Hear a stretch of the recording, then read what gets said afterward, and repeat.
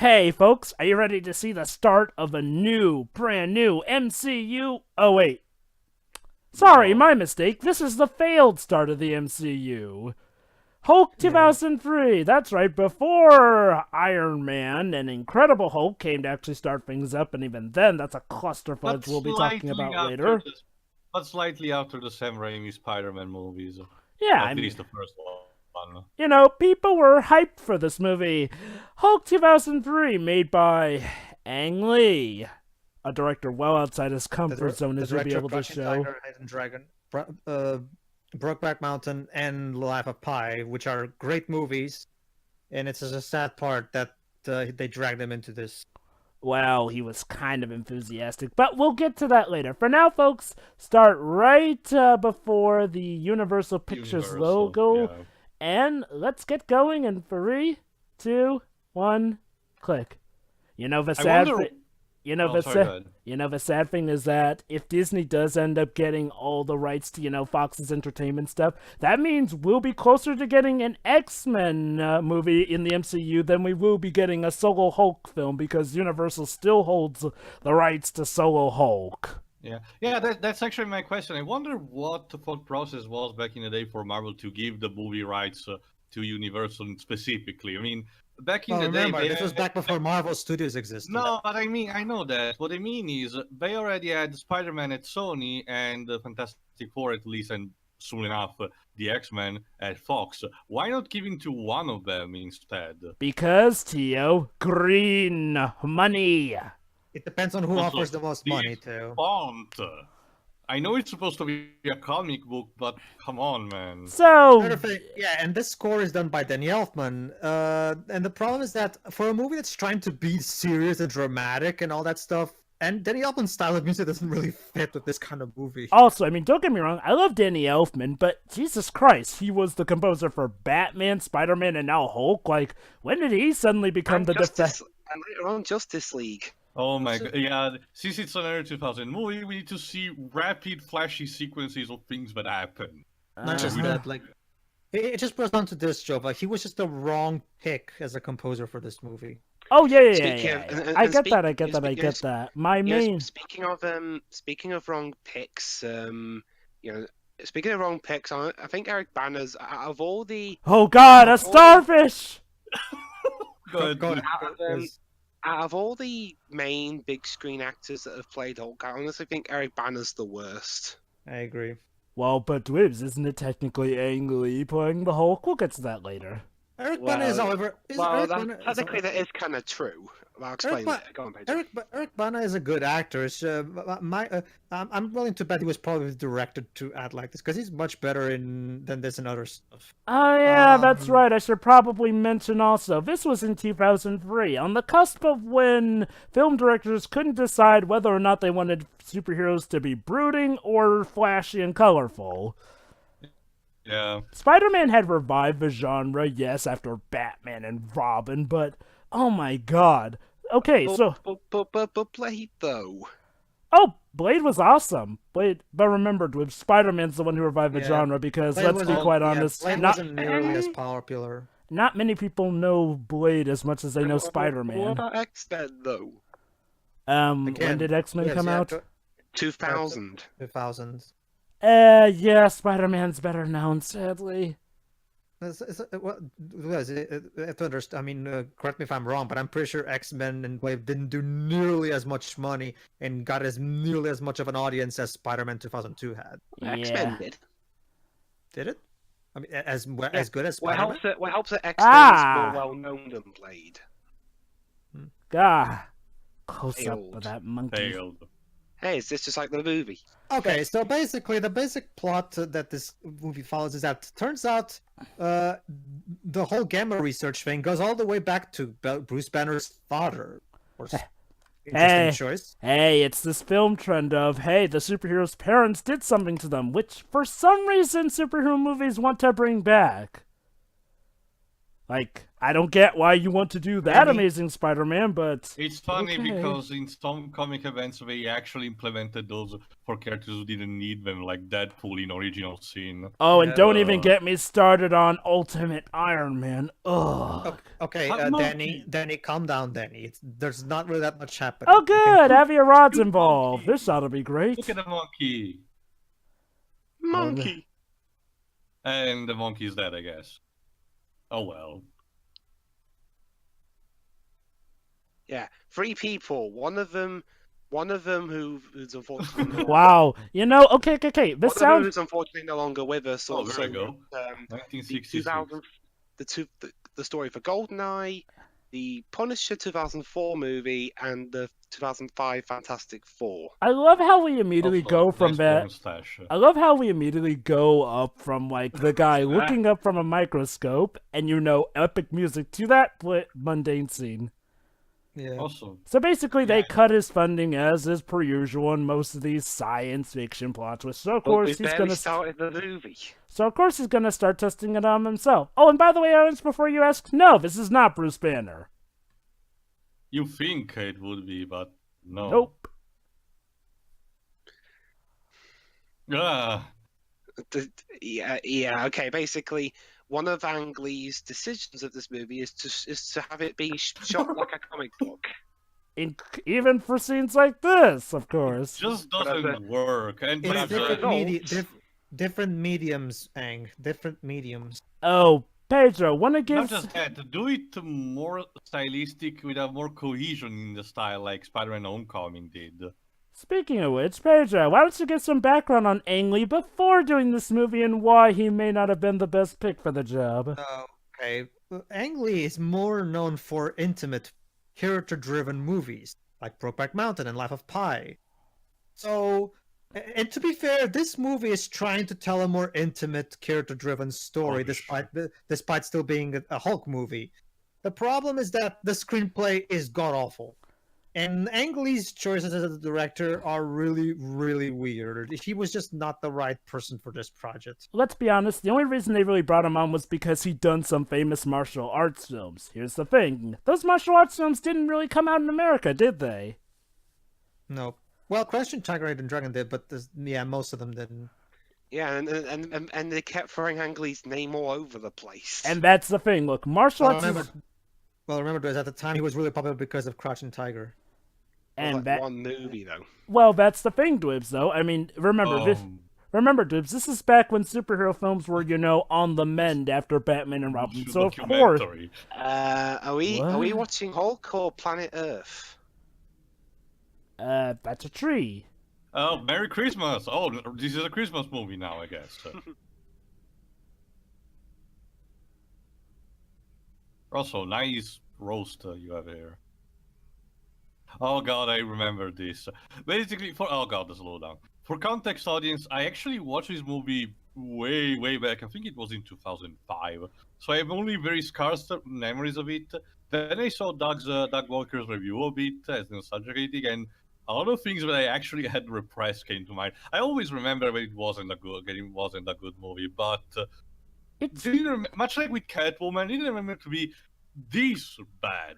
Oh yeah, it's pretty bad, and it's visually disgusting at times, but we'll get to that later. Also, fun fact, on the DVD cover, of the film literally lists the protagonist's name as David Banner. Here's the problem. David Banner is the name of Bruce's father. Yeah. Basically, for those who don't know, in the 80s TV show, Bruce Banner's name was changed to David. So I'm guessing that's a reference. I mean, they want to have both names for the sake of, Here's the problem, though. On the DVD and maybe not the Blu-rays, maybe they fix that, but on the DVD covers, the description lists the protagonist as being called David Banner. I am By the way, Army guy. Yeah, that's supposed to be General Ross. Well, not now, because it's not being promoted yet. He has no mustache. He's still young.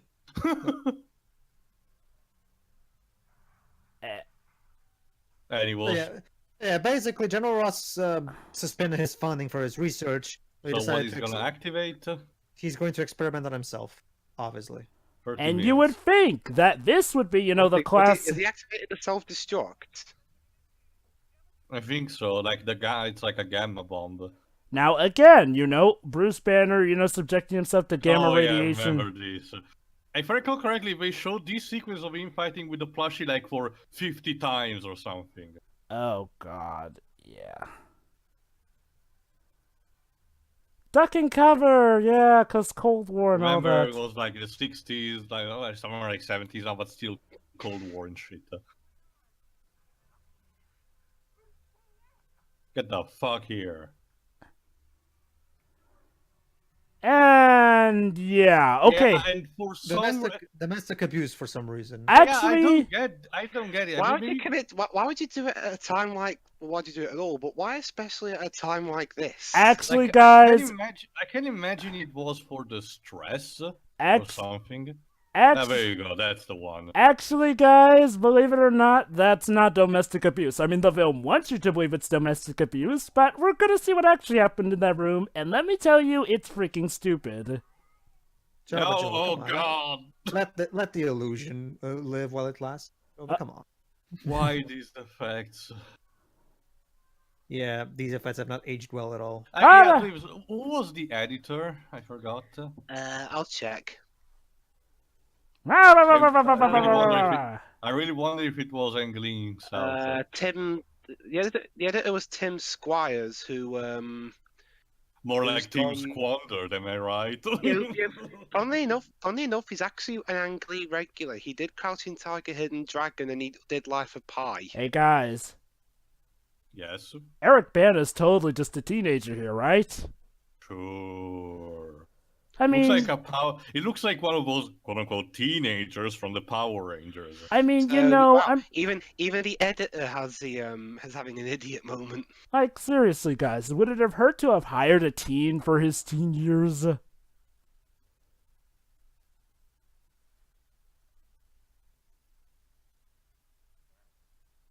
Hmm.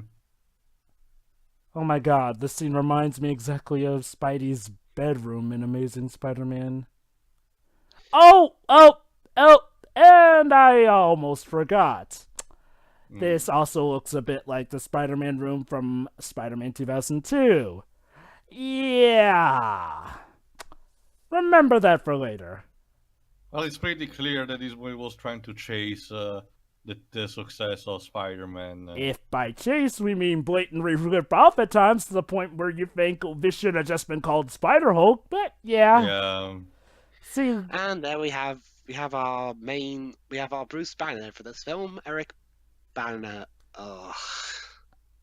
Get it? Because his last name is similar to Banner. Not just that, Eric Bana typically doesn't really portray nerds, so this wasn't really gonna work either way. I am really just convinced that. Oh god, that font is lazy. No, why not have that in the comic book Well, font? could be worse. It could be the Comic Sans actually. Wouldn't it actually make sense though? Oh, Hi, Stanley, hi.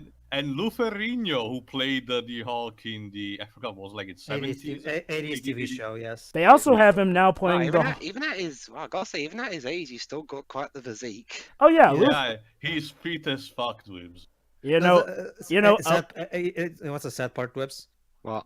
That moment with Stan Lee, that was probably some of the best acting in the movie. Stanley and Lou Ferrigno. Reminder: Lou Ferrigno also at times voices the current Hulk in the MCU too. Yeah, he's the voice of the Hulk. He finally got his time to shine in Thor Ragnarok, which is sadly the best Hulk movie we've ever gotten. Well, wait, And hold that on. only stars Hulk in it half the time. Well, correct me if I'm wrong, Joe, but doesn't Lou only do the grunts? Isn't Mark Ruffalo doing Is this, the actual voice, the actual is this- speaking? I have this- never heard the is this Betty? specifics. Yes, this is Betty. Hi, Jennifer Connelly. Are we going to be acting today? Jennifer, go back to Maybe, Labyrinth, maybe. please. Well, Yes. I'll be honest, guys. I mean, she's boring. I mean, Jennifer Connelly's boring here, but I like her better than Liv Tyler. Who? I agree. Liv The, Tyler, the Betty from the 2008 film. I always talk like this all the time. This is gonna get annoying. And now you know why Wait, they never really bothered to. She pretended to have a career with Armageddon. Just leave her for the Lord of the Rings movies. You know, it's because of performances like this that Betty Ross isn't in the MCU, which I'll admit I'm not too miffed about, but yeah, a lot of fans are. It's more like the random shipping with the Black Widow, though. I mean, I don't mind. My only It's issue one with of it is that one of those things that, oh my god, I'm screaming. Ah! Or something. What the fucking fuck? Oh Hey, no, Frog. this scene. Foggy! All right, here it is, Jova. Basically, it's a combination. Ah. Whereas Mark does the voice when the Hulk is actually speaking properly in Ragnarok, it's Mark, but with his voice, digitally altered. But when it comes to the actual grunts and roars, that's Lou. Huh. So I think now they're experimenting gamma radiation on a frog to see if they cure cancer or some shit. That's right, we're gonna do it on a frog. You know, frog's one of the most sensitive creatures How is that gonna work? Dweebs, I usually know this shit and I have no fucking clue. You know, I get that we use frogs for They're a dice. experimenting on nanomachines. You know, Yes. Funnily enough, who once the actors who previously expressed interest in the role of Bruce Banner in this film. Christian Bale. Some actors including Johnny Depp, Steve Buscemi, and Edward Norton. Hindsight. But you know the reason why he turned down the part? Why? He didn't like the script. Well, I wonder why. Irony. Oh, great, this scene. Okay, what they're about to do is, Seth MacFarlane levels of disgust. Yeah. Yeah, Well, I mean, no, I forgot, what was the rating of this movie? PG. Rotten Tomatoes. Oh. PG-13, I think. It was either PG or PG-13, let me check. Like, what was this? What are we about to see? Allowed for the proper rating? Apparently they considered it okay with kids so long as their parents were with them. I think so. For those who are not aware, the Hulk 2008 movie was actually ghost written by Edward Norton himself, Here we go. which explains a lot. The scene. I wonder Why? actually if that was actually legit. Like they put a prog in a microwave or something. Like, seriously, what the hell? And What? just because there was no sound, that doesn't make it less disgusting. And look at that, they even make a joke about it. Do you want to call the comment saying that we found a new way of exploding frogs? Is that why you bothered to have that scene so you can make a joke about exploding frogs? I hope Miss Piggy sues you into bankruptcy. Yes. Yeah. Also, this movie is very quiet. I mean, Oh. I don't want anyone to go around screaming and shit, but the actors seem to they talk like they don't really want to read their lines. Again, it goes back. That's how we found out how Jennifer Connelly's trying to get through this movie. In general, Dweebs, not just her. It goes back to the thing, Theo. This is trying to be a more intimate, character-driven movie. Which, Yeah, I know, but Tio, usually that kind of stuff's like behind the camera and we only guess it. Here we actually saw her drinking alcohol. I don't blame her. oh, by the way, audience, forewarning, they're gonna bring back the exploding frog scene in a way that's probably gonna shock you. Because, of course. You know, I get what they're trying to do. They're trying to make it seem mundane at first so that then oh, by the way, this is a character. I know I just changed the subject, but the movie just changed the subject on a dime, so there you go. Yeah. Wait, what? Funnily enough, Movie. Oh. They're in the same room. They're in the same room, movie. Why What did you was need the to do point of that? But Pedro, don't you know, with this you can be reminded of a glorious video game of Night Trap. This isn't even like a comic at this point. That is funny, at least. This isn't even You know like a what, comic book. I mean, seriously, comics don't even do weird stuff like that. Or You know even what's if they do their transition from page to page. Go ahead, Dweebs. you know what's funny though? Jennifer Connelly actually had a voice role in Spider-Man: Homecoming. Who'd she voice? yeah. She was the voice of Spider-Man's outfit. Oh my god, really? Yeah. It's the role she was born to play. Robotic, monotone, and boring. Except she still expressed more character in that movie, though. Yeah, call that's me a sad. kid or I take anything, it. but I take it. You're not a fan of Jennifer Connelly, Jova. Oh, no. Look. look, when she turns in a good performance, I like her. The problem is that, like Doug said, she has a tendency to feel like it's choosing whether or not she wants to act a certain day. Like, it's like, okay, sometimes she'll turn in a good performance, other times she doesn't blatantly, and it's so frustrating because I can't get a beat on whether she's a good actor with bad luck or she's just a bad actor who gets good directors every now and then. Or again, in cases like Spider-Man Homecoming, she just happens to get a role that works perfectly for her. Well, apparently she's in that upcoming Battle Angel Alita film. Battle Angel Alita film. Based on that manga. It's obviously based on manga, dweebs. Sorry, Drova. It's one of James Cameron's long-time passion project that he's been working on for a year. But, you mean aside from the other passion project of his that took forever to make? Well, basically, it was pretty much like, here, Robert Rodriguez, here's $200 million, go for it. Also, Flags of Our Fathers. Oh, hi! Well, James still wrote it, though, but yeah, we'll talk about it. Oh, hi, Is that the guy from... oh, God, I remember. I saw it somewhere else. So yeah, General Ross played by Sam Elliott, which is actually a really good choice. Yeah. Sam Elliott definitely looks and behaves properly, like as General Ross should, yeah. He apparently accepted the role without having read the script. Don't blame him. Honestly, because he was fantastic getting to work with Ang Lee. Oh, did Nick read the script? Because this actor, Nick Nolte. Nick Nolte is a great actor. Why is he here? You know, I could be asking that for a lot of the actors. My guess. He said, well, there's no mention of whether he read the script or not, but he agreed to be in the film when Ang Lee told him that the film was going to be a Greek tragedy. Greek tragedy? It's the freaking Hulk! Like, okay, look. I get that the Hulk has tragedy in it. Never mind the fact that Harry Potter reference. This is Harry Potter now.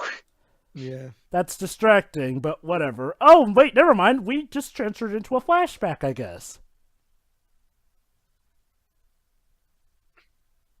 I'm sorry. Just feel the chemistry, guys. I'm sorry. What was I talking about? I mean, seriously, this movie changes its transition so much that I tend to forget what I'm talking about because I'm just trying to keep up with the movie here. Good luck with that.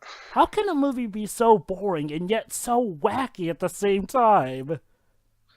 Anyway, call me a shield, guys, but, it seems weird that so many actors that even had terrible records in the past. Oh, wait, hold on. This is important. Their career. Sorry, that's slow-mo. This is about a bad dream she has. That was such a pedo face. I mean, seriously. It's about her. It's about her and her dad, and apparently this is the same day that whatever happened between Bruce's parents happened to her. Okay, her father left. Okay, can you stop with the slow-mo, please? Wait, you just left your daughter there without any supervision? Ain't you a great military father? Like, look, I get that you have a busy job, but surely you could at least tell someone, hey, look after my daughter, or maybe leave her with some subordinates? No?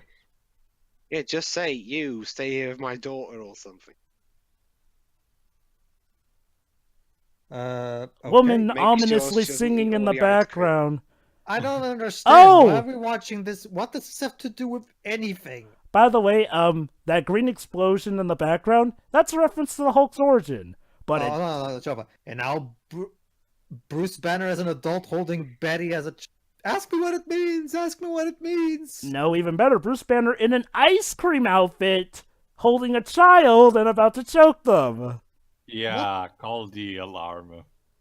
So yeah, Betty has been having this dream for some... And guess what, guys? The movie basically just forgets all about this dream right after this. We never get back to this. You want to know what's even better, Pedro? The green explosion in the background, that's actually supposed to be Hulk's origin. You know, Bruce Banner gets caught in an explosion. Question. Go ahead. Yes. Remind me how long it took in the 2008 film to see the Hulk for the first time? It was not too long. Well, it was fairly quickly. Remember this, that movie was basically an attempt at trying to avoid the problems of this one. The problem is that they went in too far in the opposite direction. Hello there. Hi, doggy. Oh, hi, doggy. It's Ugh. basically these two movies, the 2003 and 2008 one. I mean, they're basically the two opposite sides of the same spectrum. So, This movie yeah, tries way. Sorry, go there's ahead. just some random dog with blood in its mouth. I'll just leave the security guard to deal with that, I guess. Hope he Yeah, doesn't yeah. get, Basically, torn apart.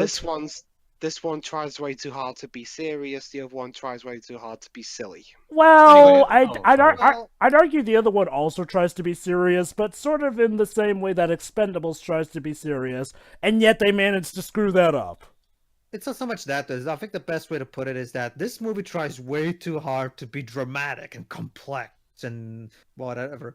Whereas the 2008 movie tries to, in an attempt to not be pretentious like this movie is, just go. It makes itself so fucking stupid and completely devoid of character that it's impossible to care about anything. Guys, did we just get flown down here by Superman or something? I don't Probably. Superman was in charge of the set design and the set moving. Anyway, I actually found Stay here, Bruce Banner. The Hulk died here. He's dead. Buried. Consider this. Go on to you. Now I actually found who the Chinese guy was. He's Daniel Day Kim. Yeah, he was a major character in Lost. That's why I remember him. And I think he's the recast guy in the new Hellboy movie. I think so.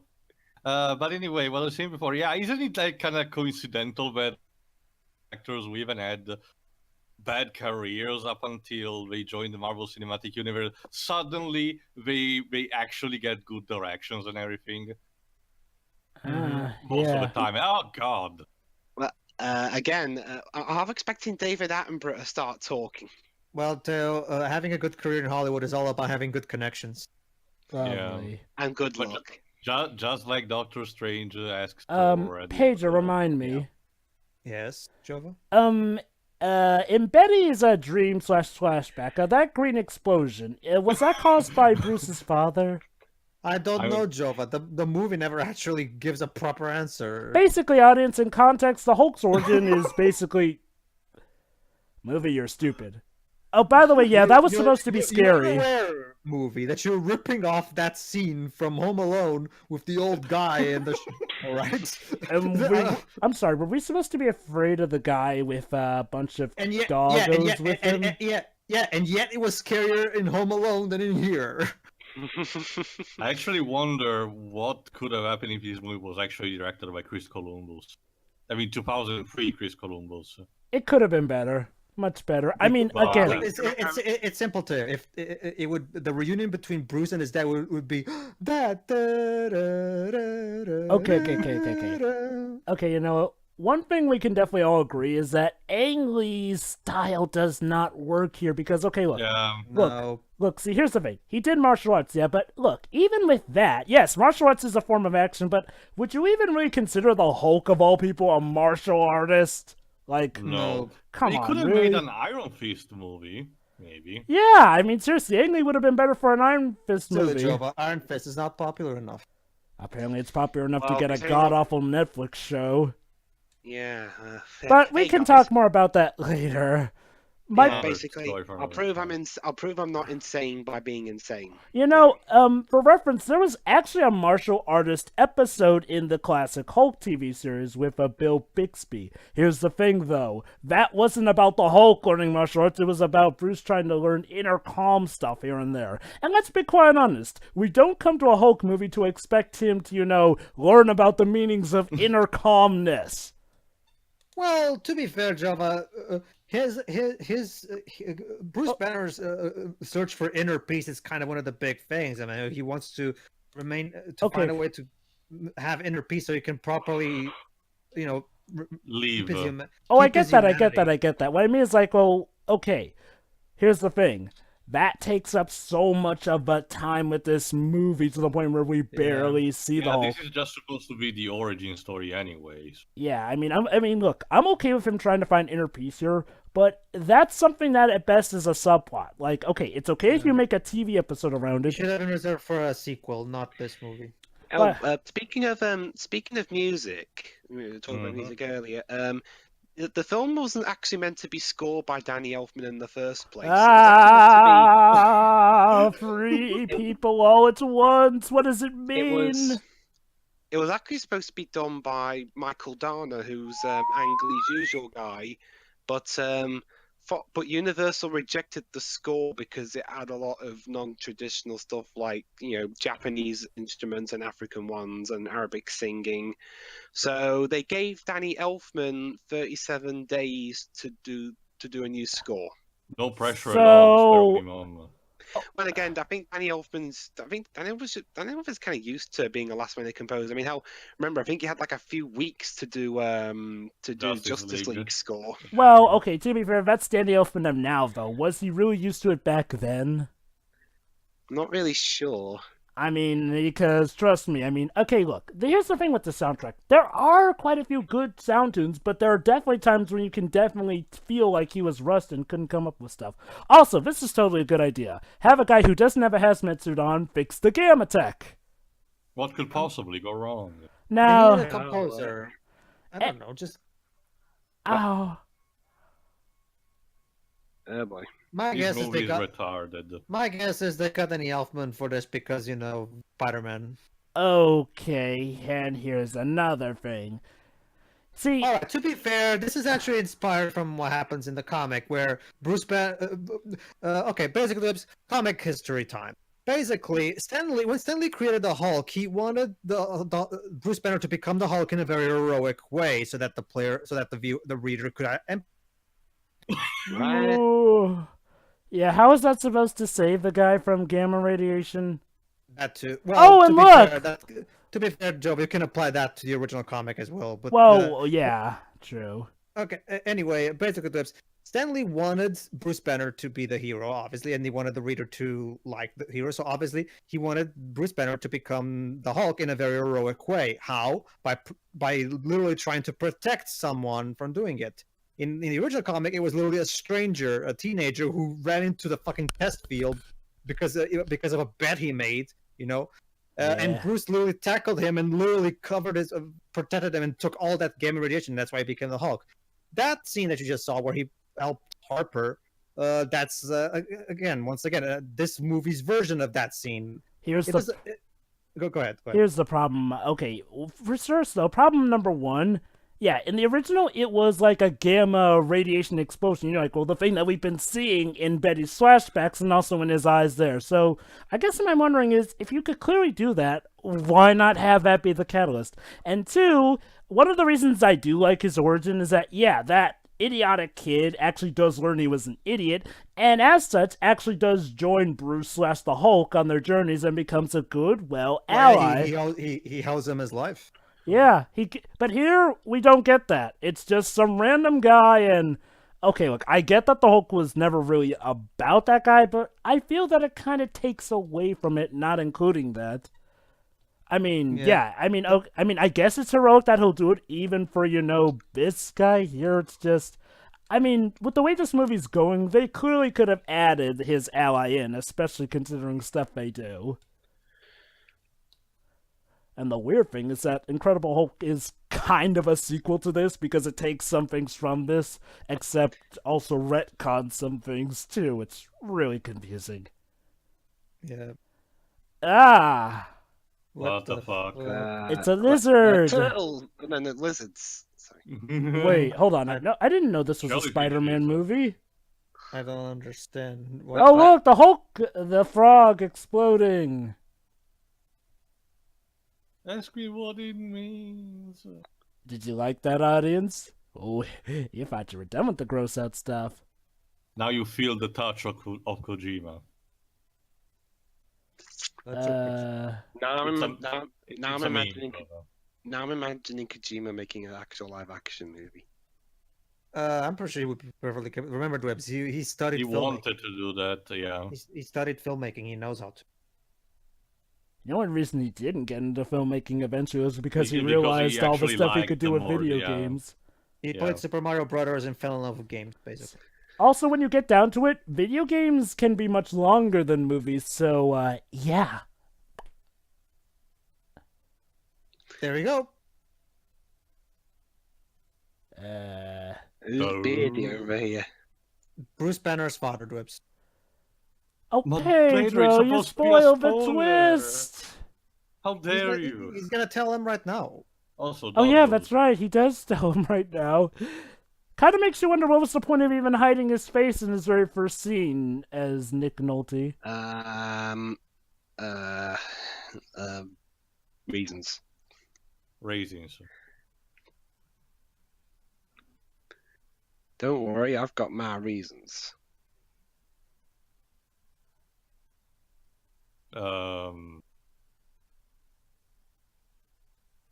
Okay, I appreciate you're trying to have more depth than most superhero films, but the way you're going about it is just boring. You're making Yeah. Daredevil 2004 look Sunshine and 2003. Rain. Yeah. Oh, that came out the same year. Oh my god, this really was a trend. Although, at And least, X-Men 2 came out the same year.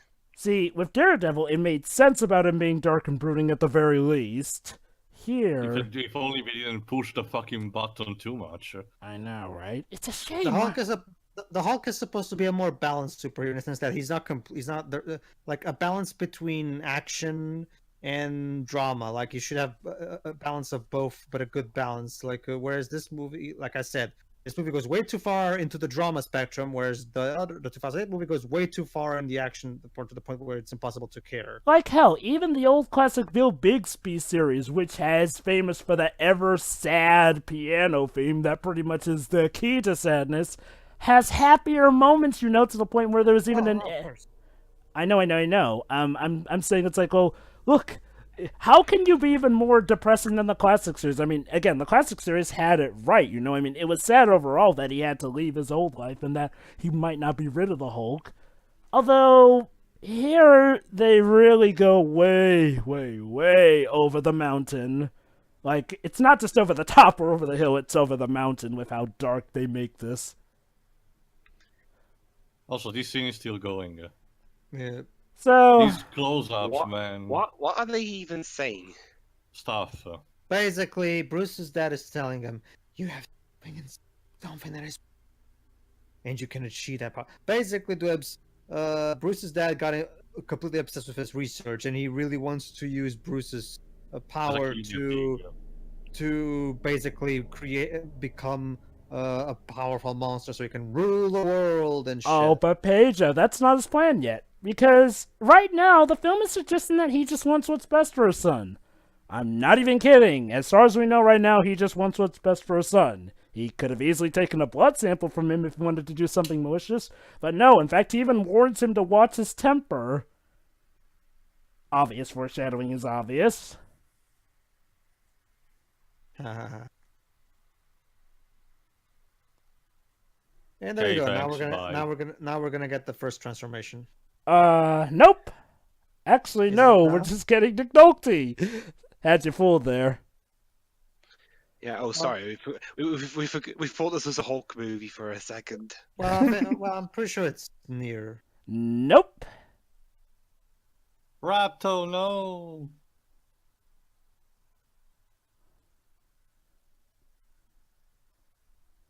Oh, it's it's ROUS. A what? Oh, rats of Rodents of unusual size. Yeah. But, oh my god, Amazing Spider-Man also did this with the lizard rat now that I realize. Look! Yeah, no, but at least that movie was more entertaining than this one. Yes, it was. It boggles my mind. Well, okay, to be fair, it made more sense with the lizard and stuff. Oh my Well, god. you have This, to explain. Yeah, well, wow, this movie really did want to be a Spider-Man film. Pretty much. Like, seriously, a lot of the stuff feels like something the lizard would be doing. I get the feeling, until you were asking earlier, DreamWorks bought the rights to this franchise because Universal. because they wanted to have their own big money maker superhero franchise. I guess, but it's weird. Oh yeah, that About reminds me. this. Did Disney own Marvel at the time that Iron Man was made? No, Disney bought Marvel in 2006, I think 2007. Yeah. Around that part. So I forget No, who did. but he's asking about Iron Man if it was already under the brand of Marvel Studios. Yeah, Iron Man 1 was the first one developed with that. It still wasn't exactly like completely in place, but it was the beginning of it. Yes. Like, okay. Iron Man was clearly the start because, they had Nick Fury at the end, the start of many epic Nick Fury post-credit scenes. But my question is this. So, whose idea was it to start the MCU before Disney bought them? Like, seriously, from a lot of how a lot of this stuff is going, you think I'm Disney... considering how fast Disney seemed to have worked with Star Wars as soon as they acquired. I think it's something that started immediately after the acquisition. I forget though. Think about it, Jova. Disney gets to buy Star Wars was like 2015, and we got a movie like not even 2012. 12? Oh, okay. But they actually started getting like a movie and a fuck ton of TV shows and side products like not even 5 years after. So yeah. Oh, Well, Disney have a lot of money and guys, stuff Betty like feels capacity. so betrayed because her father wants to know more about her boyfriend, sort of Bruce. So far, And now what's we're in hap- the 80s music video. so far, what's happened in this film? Not much of anything. Oh my god, that's literally a reused scene with green filter over it. You lazy hacks. Yeah, the editor needs to be fired like immediately. Yeah, again, remember this. The editor's an Ang Lee regular. I'm sorry, but he just didn't. I Okay. don't know if it was his own direction or Ang Lee's suggestion, but it just doesn't work. Okay, look. Also, obvious green screen. Ah! obvious. Hey, look, Ang Lee, if this is what you think that comic book moviegoers want, you suck. Oh boy. I mean, don't get me wrong, you've made good movies, but God, this makes me feel like he has a low opinion of comic book moviegoers. I don't think it's so much that, Job. I don't think he intentionally did that to spite comic book fans or anything like that. I'm pretty sure this is just misguided. Oh, I get that. I mean, the problem is that this Here we movie is go. so stupid, yet is so pretentious about it. It's like, ugh. And again, I get that Ang Lee has done better. It's just this movie. Oh, God. Look, this movie is like what Fan Forstick did for Miles Teller for me. It did not give me a good first impression. I don't know. I still think this movie is better than Fan Forst. No. What I'm saying is that, like with Fan Forstick, this movie's not giving me a good first impression of Ang Lee. Sort of like how Fan Forstick didn't give me a good first impression of Miles Teller. Gah! Sure, I guess. Ah, crap. Is he finally gonna turn? Maybe. Finally. Maybe. 40 minutes into it. Maybe. It's like Fan Forstick all over again. Maybe. Come on.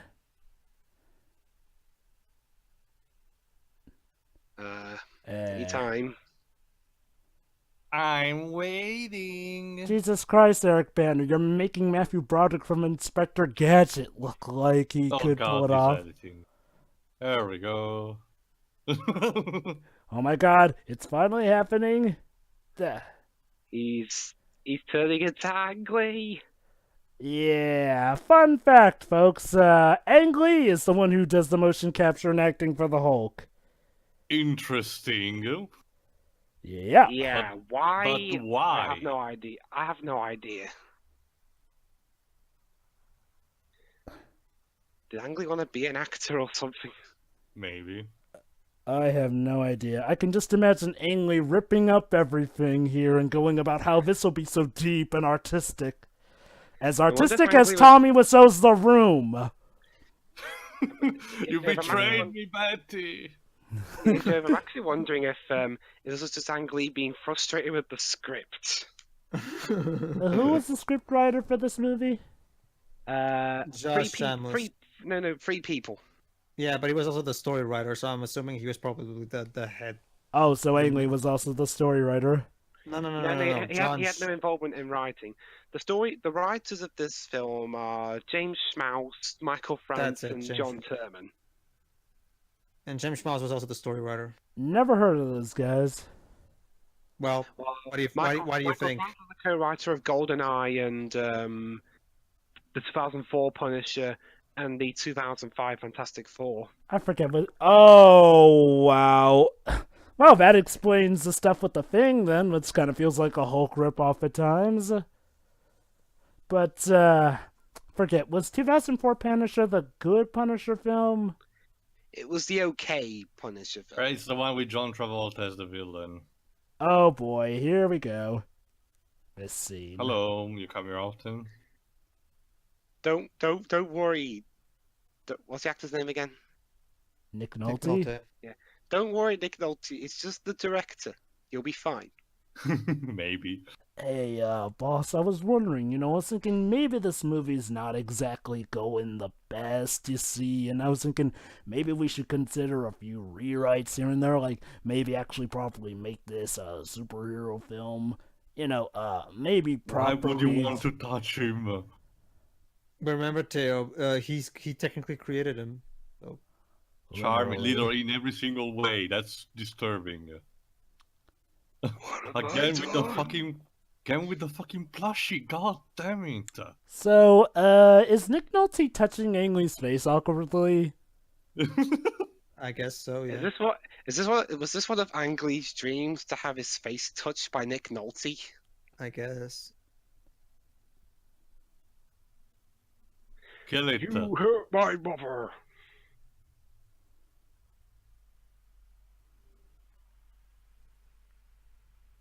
Yeah, not as powerful as it should be.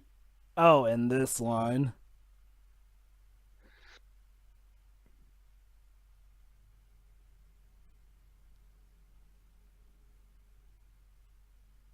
Yes. So, he apparently is sad for Bruce. Remember that for later. Yeah. Also, the soundtrack there was clearly a little homage to the classic series, with the transformation theme and all that. I don't know, Joe, but I don't hear any quirky, traditional Boy Scout choir. Dr. Banner, pelted by gamma ray, turned Turned into into the Hulk. Wow. easy and glamorous. Jesus Christ. Ugh. Wow, the Hulk. Hey, this better than this. Wow, the Hulk Admit. was pretty polite coming into the house without smashing anything. So how many Yeah. seconds of Hulk was that? Like 90? Your generals, dweebs. And we're back to Jennifer Connelly half asleep and Eric Banner a quarter asleep. The Hulk! Be amazed, everyone.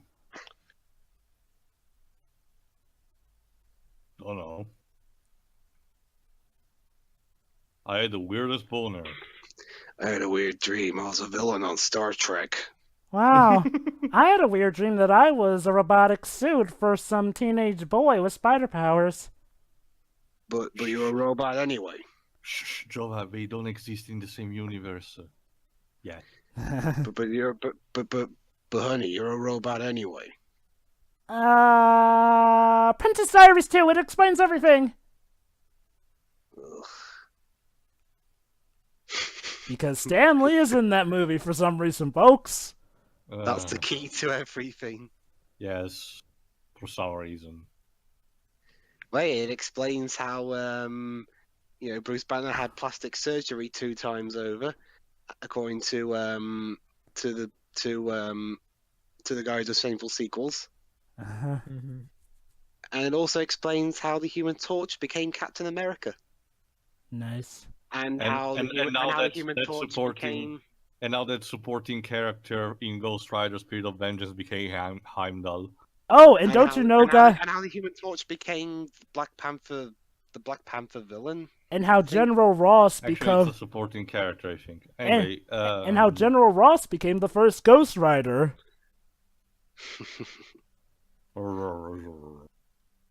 Yeah, Still need to eat my cereal. yeah. I'll admit, Sam Elliott is pretty awesome.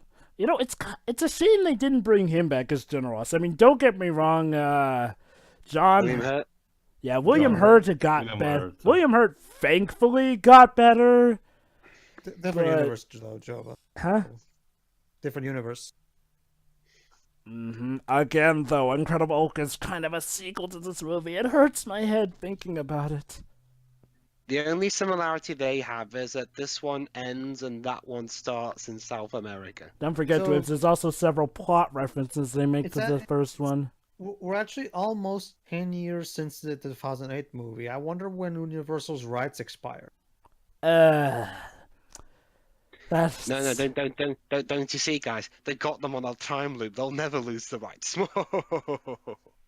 How truly diabolical. It's I like... mean, they haven't done anything with the Hulk in the last 10 years, so I'm assuming... Well, here's the thing. Universal holds dual ownership with Disney. Basically, the deal is that Disney cannot make any solo Hulk films. I know, I'm aware of that, but... Wait, does that mean that the rights will not expire? Think about it like this, Pedro. Sony still gets to own Spider-Man despite him being part of the MCU, since apparently the Spider-Man films fall under dual ownership. So basically, whenever Hulk shows up, that's some money in Universal Pictures' pockets. It's sort of why Fox were desperate to make Fantastic to revive their rights. Because, you know, with Fox, obviously, it's just Fox. And now look what's apparently gonna happen. She's gonna go This is talk at to the time of Bruce's this father. recording. Yeah, at the time of this recording, for all you know, it might not happen. Yeah. We don't know. I'm kind of hoping it'll happen because then it means we'll finally get Galactus in the MCU. And... Or And- Doctor Doom, thank you. Though we'd That- lose a bit of competition in Hollywood, though. Yeah. Double-edged Yeah, sword. on one hand it's a good thing, but Monopoly, especially on Disney's end, sounds very scary when you think about it. And that's the happy- thing, they're gonna get I'm- everything oh my god. Does this mean I'm that at the- Disney's gonna reboot Ice Age? I'm at the very least glad that we'll finally... That's one big step closer to that fucking Star Wars trilogy that I want, please. Disney presents the Alien reboot. Okay, seriously, why does Bruce's father have a hard-on for lizards and regeneration? Like, okay, look. Even knowing what's gonna happen later in the film, that's not the proper character, that's the lizard! Not necessarily. Well, that's also the thing. The way Bruce Favre is characterized in this particular movie, it's completely out of nowhere. Like, you think it's based on an actual character in the book. Yeah, Bruce had a father, obviously, but I mean, in terms of characterization, I think it's inspired from one of the villains of the book. But no, like, almost at all. In fact, during my first time seeing this movie, I was keeping felt in my head saying, "Oh my god, I really don't know who this guy is supposed to be." And when I got to search it up and say, "Oh, it was completely created on the go," I was like, "What's the point?" Ugh.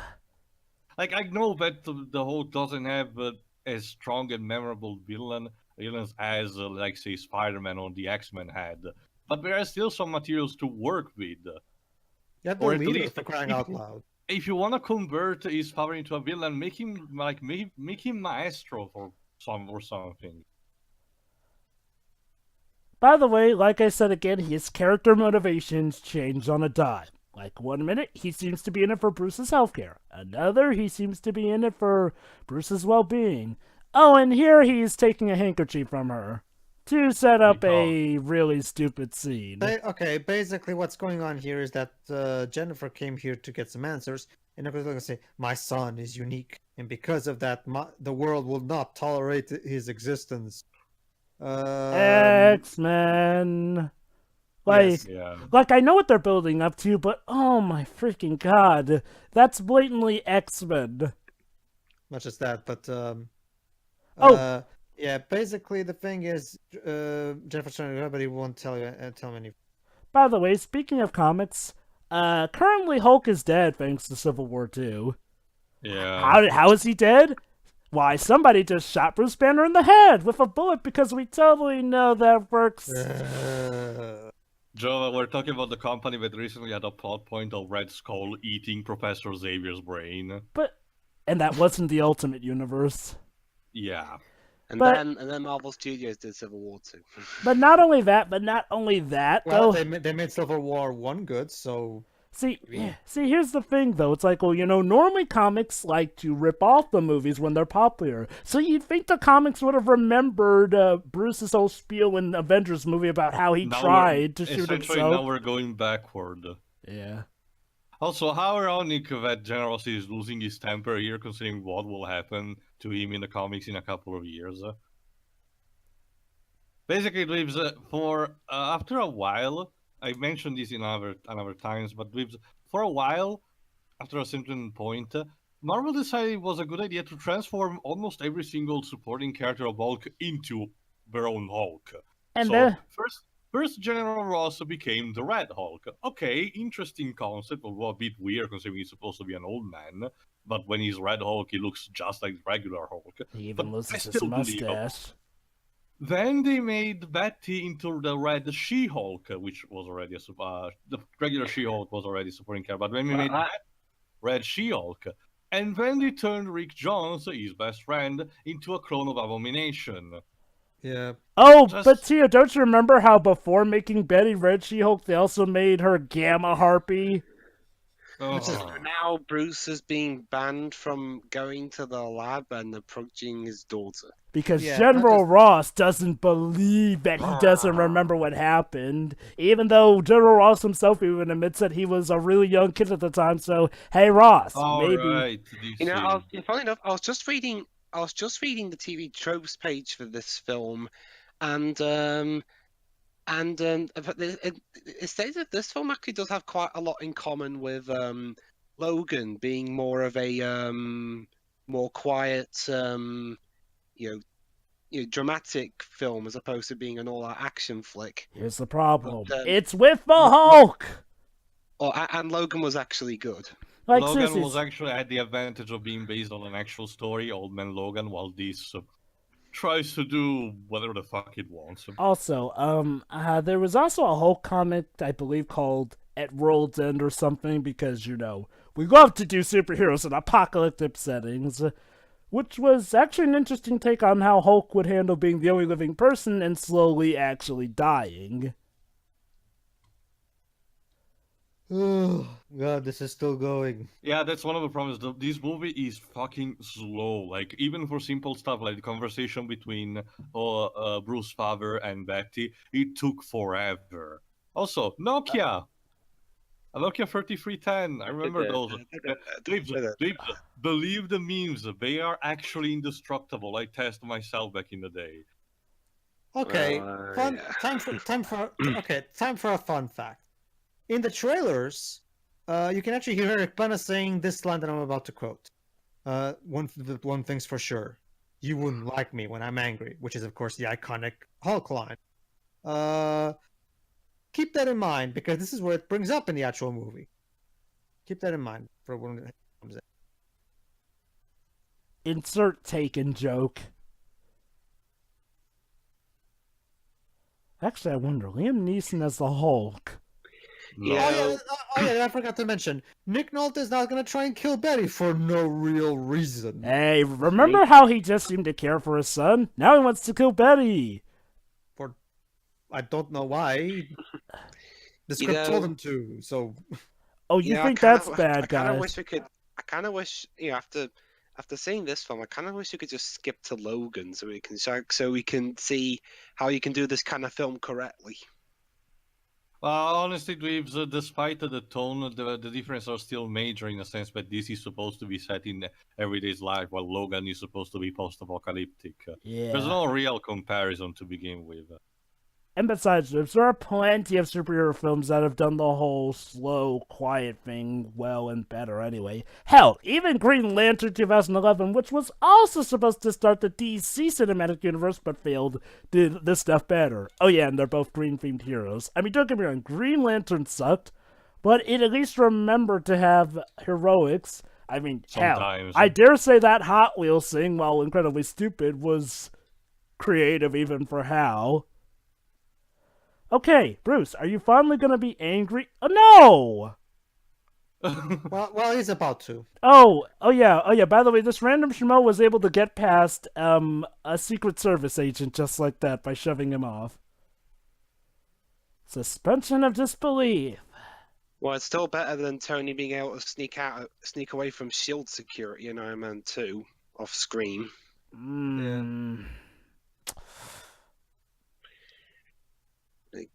Yeah, All right, basically, all no right, we're matter about what to film does it, it's stupid. But back to this. We're about to get the line. There you go. All right, that guy's supposed to be Talbot. There you go. He just said, Talbot, you're making me angry. And that's it. He doesn't actually follow up that line with the, you wouldn't like me when I'm angry. So I'm guessing that line was supposed to be in the movie at some point, but it got cut out for some reason. And there's not even like an extended cut that brings it in, so yeah. You know what's weird? Isn't Talbot supposed to be like a government soldier or something? Yeah, in it's the like a original colonel or comics? something, if I recall. In here, he's just a douche nozzle. Even worse, a CEO douche nozzle.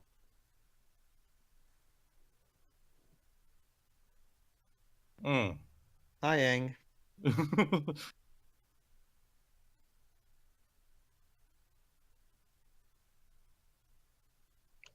It's raping time. And he's dead. Oh, I guess not. I guess Hulk just pushed him? Gently. Ugh. Yeah, I'm sure that will work. Oh, hey, discountful Coulson. Oh no, it just makes him angrier and gives him a higher clothing bill. And bigger as a result, yeah.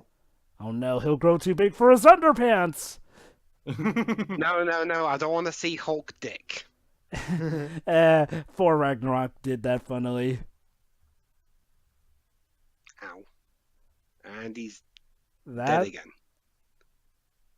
Nope. That transition.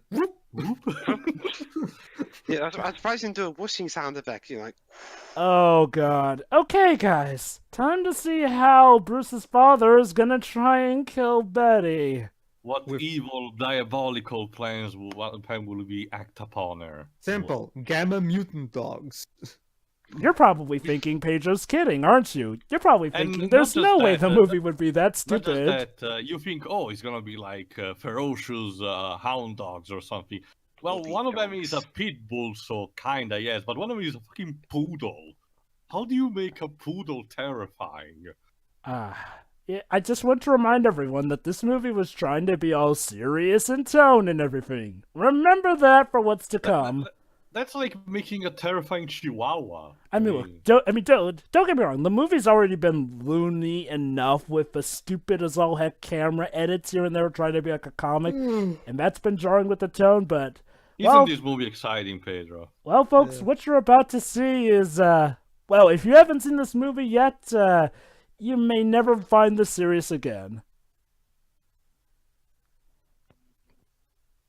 Oh look, guys, he made it there first. well, the look of amazement on Jennifer Connelly's face is just mesmerizing, isn't it, Joe? Yeah. Oh, yeah. I guess we're choosing not to act again today. You're being picked up by a jolly great giant emote woman. Jenny, you're being outacted by the college chick, director. by the college chick from A Matter of Faith. Think about that. Oh.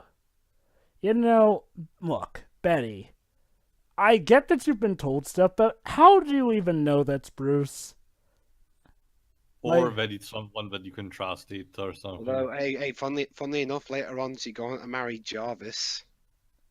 And here we go.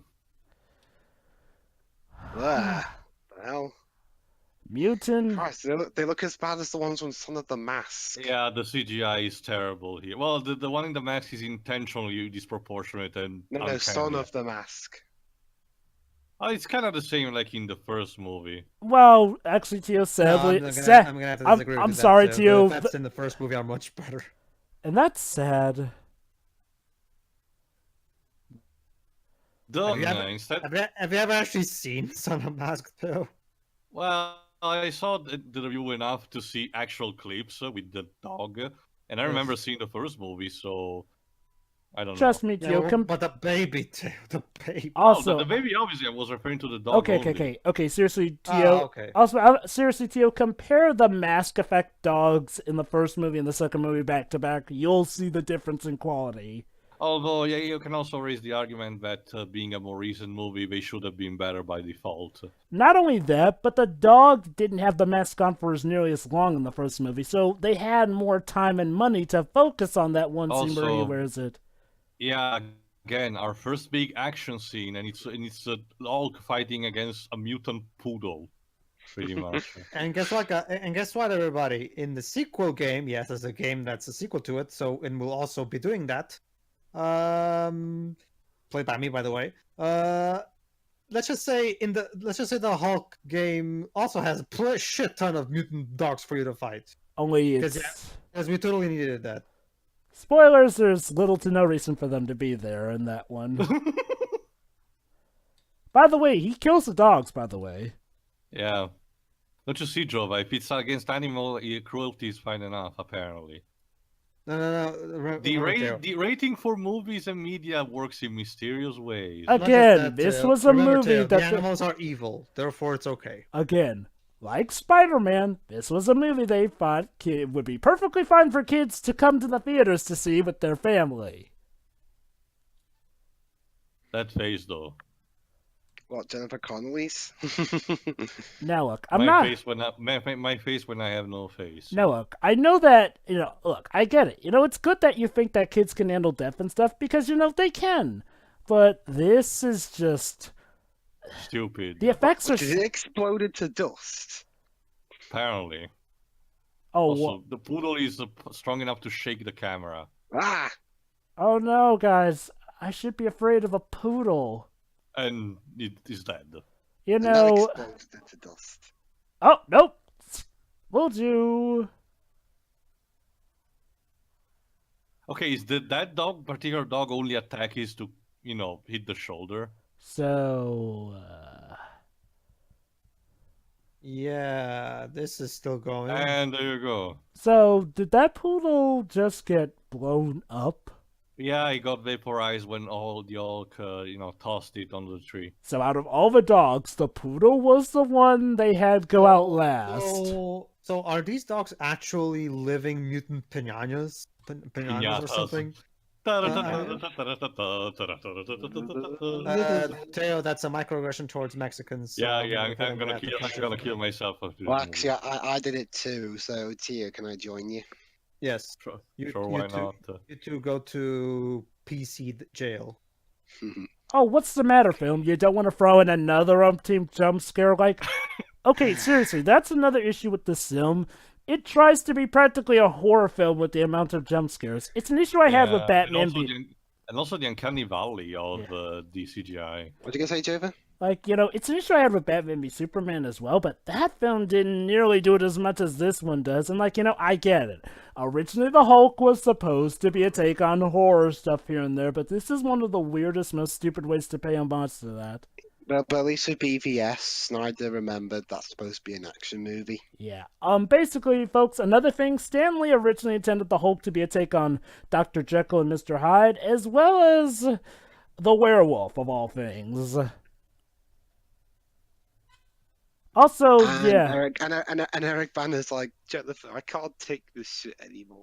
Also, I want to get out of this movie fast. Also, believe it or not, there was at some point where they tried making the Hulk an elaborate speaking villain. Yeah, I'm not kidding. There was an era where the Hulk was able to speak in clear phrases and was sort of a villain. The Mr. Fix-It period. Actually, that's the one I grew up with when I was a kid. Now he's trying to strangle him. He wasn't so much... Oh, don't you get it, Dibs? It was all part of the prophecy in Betty's weird dream where he's in an ice cream suit and... Was that her fetish? That's right. This was that was what the point of that dream, to build up to that one scene that lasts like 2 seconds, and now we just move on like it never happened. Aw, but the ice cream suit's not there. Not that I care. Anyway, though, believe it or not, too, there was actually I don't think Mr. Fixin was a villain, actually.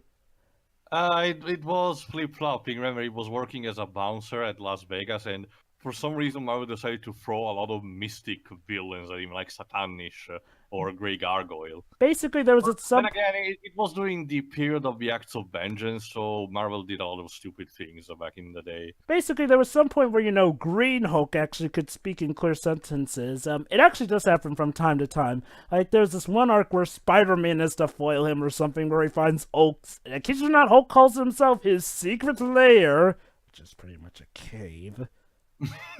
The Hulk Cave. But yeah, okay, you know what? If there's one thing I do like about shows like the Avengers, Earth's Mightiest Heroes, it's that they actually do go for the takes of Hulk that actually can think properly, or they're just more gruff and obviously not as smart as Bruce Banner. Like, I actually do like Hulk's bout of snark in Avengers, Earth's Mightiest Heroes, where he literally mocks the villain, who's been going on and on about how he's the strongest, yet when the Avengers beat him, all Hulk just says is, "So, who's the strongest?" I should really show you guys that show someday. Mm-hmm.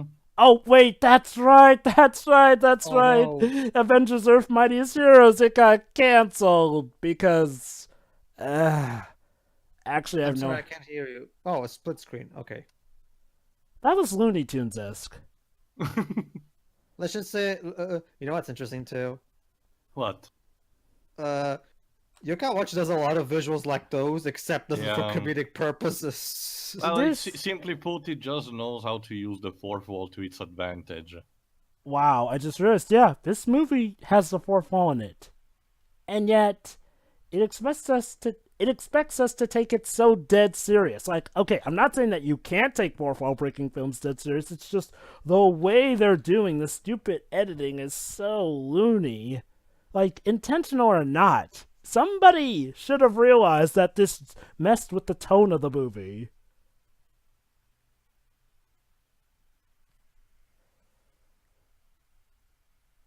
The Hulk, everyone! Excitement, adventure, Do and something! Do and something! and Someone sometimes punch someone! Reminder, all he Are you has excited yet, kids? all he has to do is get angry and he becomes the Hulk. Yet this film is suggesting that he has pretty good anger management considering how little he becomes the dang Hulk. Yeah.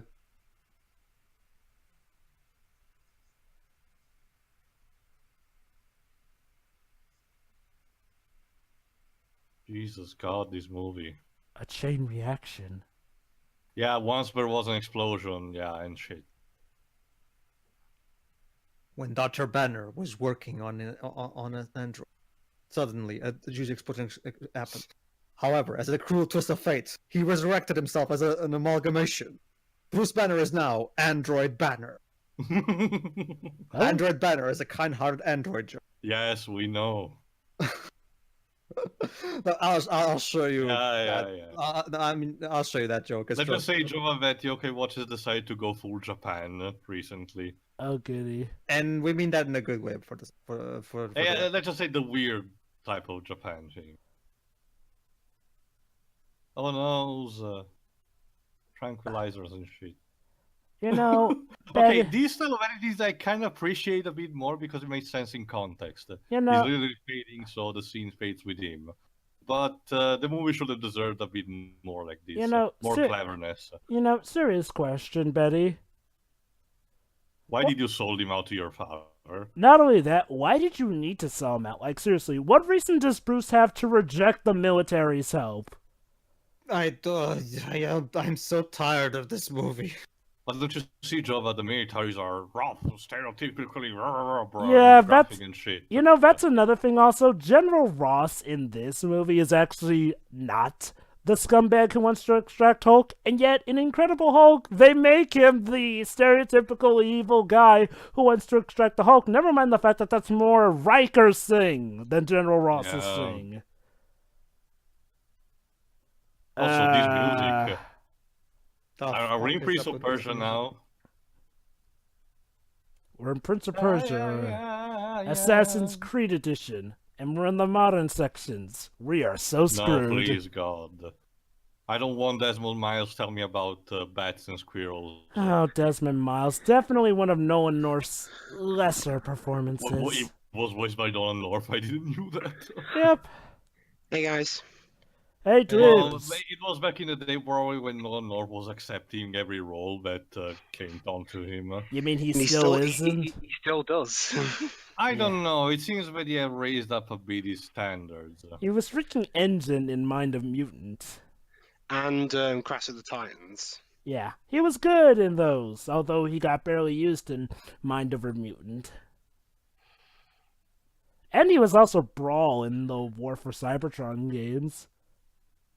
And then Jennifer turns to Android Banner and is like, "Sorry, Banner, I'm leaving you." And Banner's like, dun, dun, dun, dun, Yeah, the sad guitar stuff playing. What?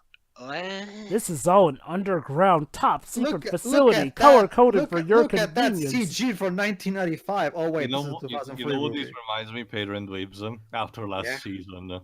Oh great. Really? Oh.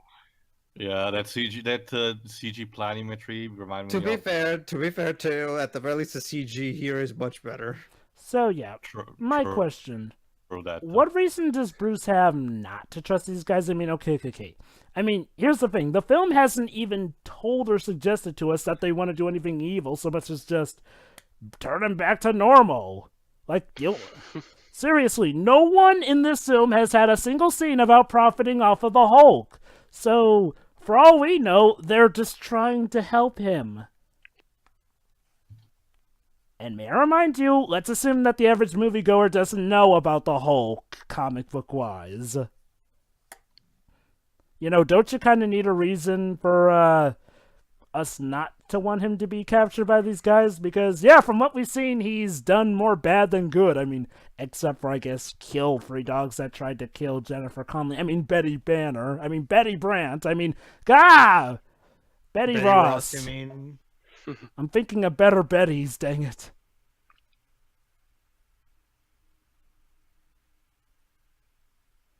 Don't make me go above an octave. You know what? Actually, yeah, I would have loved to have seen how they would have tried to have her be Red She-Hulk.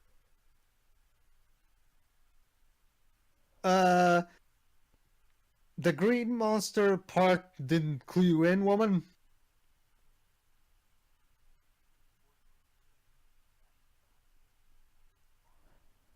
The same exact goddamn feel. You know, for as hammy as that line read was, Ross kind of has a point here. And again, I mean, look, are we even to assume that Ross wants to do something bad aside from make him not being the Hulk? To going back to your earlier comment about the military, about the military being this stereotypical. To be fair, that's kind of how General Ross was characterized originally. Well, okay. The thing is that, well, yeah, he was an a-hole, but he wasn't, like, explicitly evil, like, trying to profit off of the Hulk. I don't mean evil, as in the stupid, macho, mindless kind of military that just wants to blow everything up.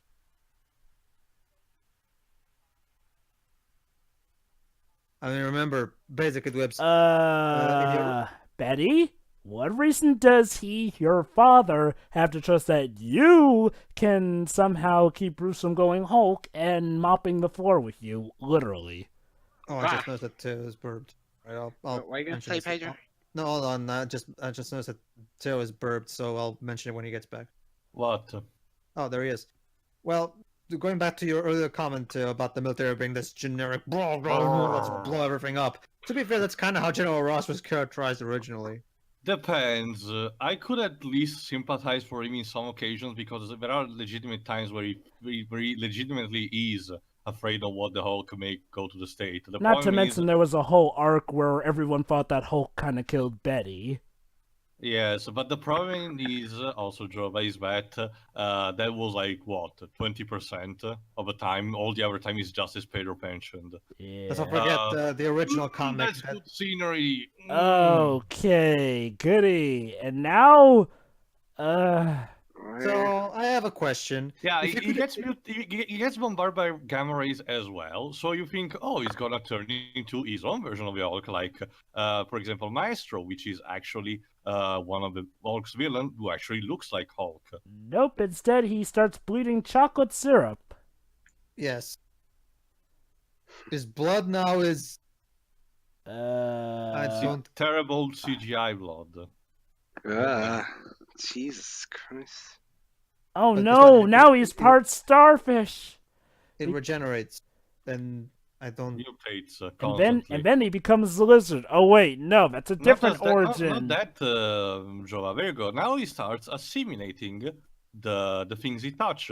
Like there are two separate characters who do this in Marvel Universe. One is called the Absorbing Man. Yes, just it lives, and another is the Super Adaptoid.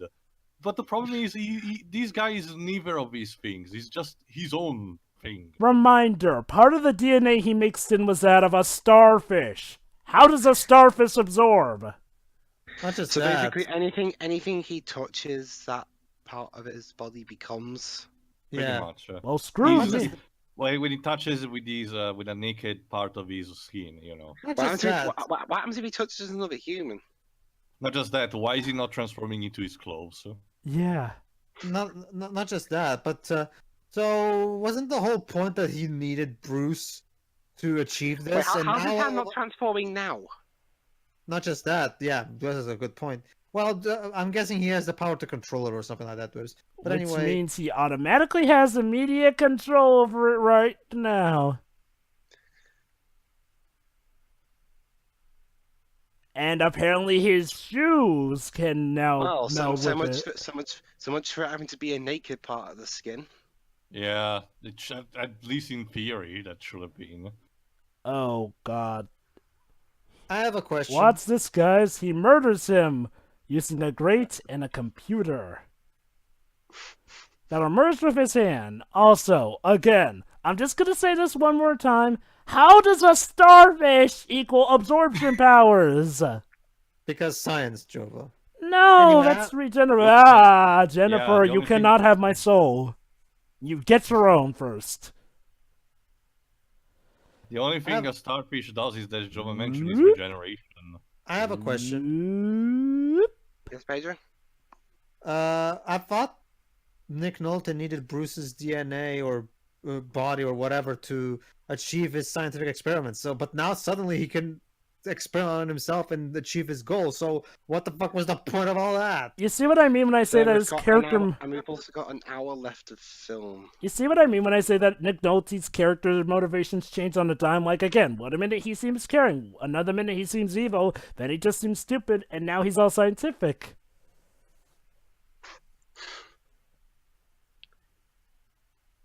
I don't. Love- Wow, don't you just love the lack of consistency? I get the feeling the actors were as bored as we were with that swing set scene. Like, that was just sad. I mean, well, then again, I'd be a bit weirded out too. Like, Bruce, Eric, Jennifer, go play on that swing set Why? because it's in the script. But Hey, But- I didn't write this thing, okay? Just go. this wasn't in the script I read, though. Hey, that was like 8 scripts ago. Now go on. But I don't want Drafts to. ago. Whatever. Go. Oh my God, Remember, English ain't my natural language, okay?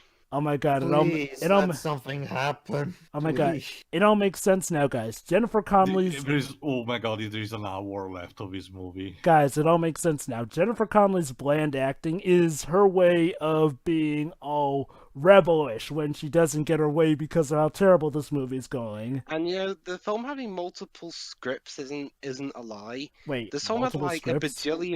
This film had like a bajillion different scripts from people like J.J. Abrams of all people and so on, until they settled on this one. Please tell me they didn't end up mushing all those scripts together. No, Probably. this is a new script apparently. Because honestly, that's what this feels like. Again, at some points, Bruce's father is evil. At other points, it seems like they're trying to have him be a good guy.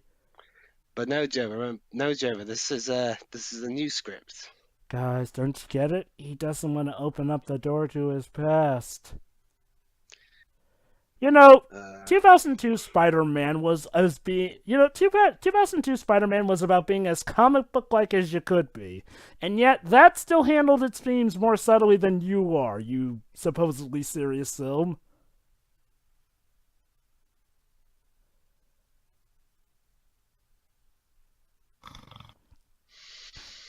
Excitement, guys. The excitement is palpable. Oh, guys, wait, maybe he's getting angry. Uh, Tio, I think he's getting angry. whatever. I can't even muster the excitement anymore. Oh, wait, no, he's just... I mean, even General Ross talking when he's And what's in talking the... like he's about to eat his cereal is more entertaining. Well, it's Sam Elliott. You know what? I'm gonna take a step further in this and say something unholy. No Country for Old Men is more enjoyable than this. Yeah. And, oh, look, guys, it's just an empty room, see? No Country for Old Men, I think, was at the very least easier to make fun of. This is just No Country boring. for Old Men, while it did have a lot of its boring segments here and there, still at the very A lot point of did it's boring, remember most it. of it. Did So still yeah, I bet remember... you can't get any either. It did still remember that, it had a villain at least to do stuff. I mean, this movie cannot seem to decide on its villain until, I kid you not, the last... Although I'll give credit, this movie actually does have a plot. A bad plot, but a plot nonetheless. And I guess the protagonist doesn't die? Off screen. Remember that, Webs? You'd think they'd have just made Tommy Lee Jones, who was the main list actor, the main protagonist anyway, from the get-go. Well, he kind of is when you get right down to it, considering the whole point of the movie is to talk about how old men feel like the world has gone past them. Hence the title. So, that could be clever, and that is more clever than this movie. God dang you, movie, do something! Do something. Seriously, Jennifer Connelly feels like she could be the perfect daughter to William Hurt's General Ross back when... Yeah. That part where we just saw, where Jennifer Connelly put her hand in her forehead, that was the moment while shooting where she realized what deep shit she was in. It's like I said, guys. Her bland acting in this is her rebelling against this movie. Like, seriously. Of course. That's the only reason I can imagine why she is so blatantly dull. Like, seriously. Dun, dun, dun, dun, dun, dun, dun. You wish. Well, mine's just not like Eric Banner's any better. Oh, goody, this scene.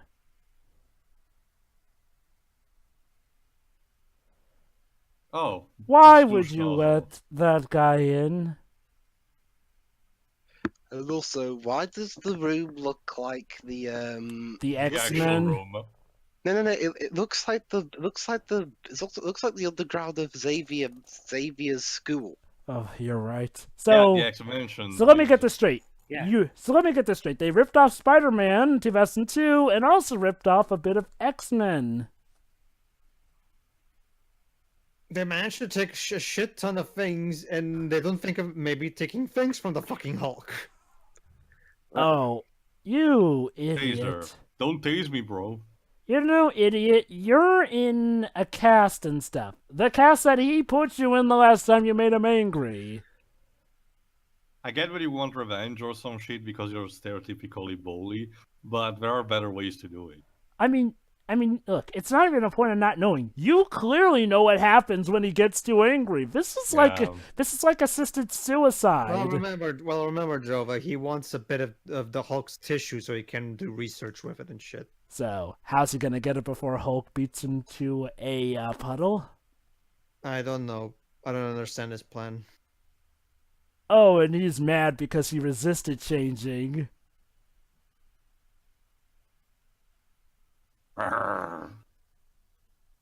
Subconscious. And now apparently this guy somehow gets the jurisdiction to try and test out Bruce to be the Hulk. Not just that, like, he says, oh, you can control that while you're awake, but not when you're sleeping, aka subconscious.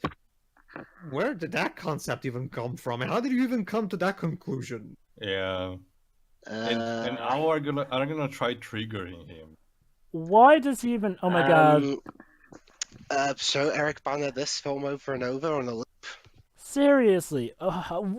Where did he get the jurisdiction to do any of this? In fact, why is he even allowed on base here? Again, look. Because he's a rich asshole, I guess. I mean, look, if he were, you know, an actual general like he were in the comics, this would make sense. But no, the movie went out of their way to make him a rich CEO bloke. Oh, hi, Nick Nolte.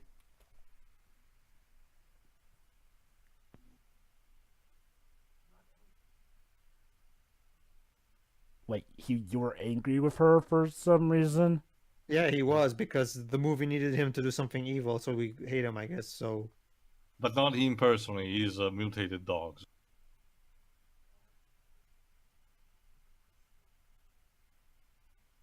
Persuade him, really?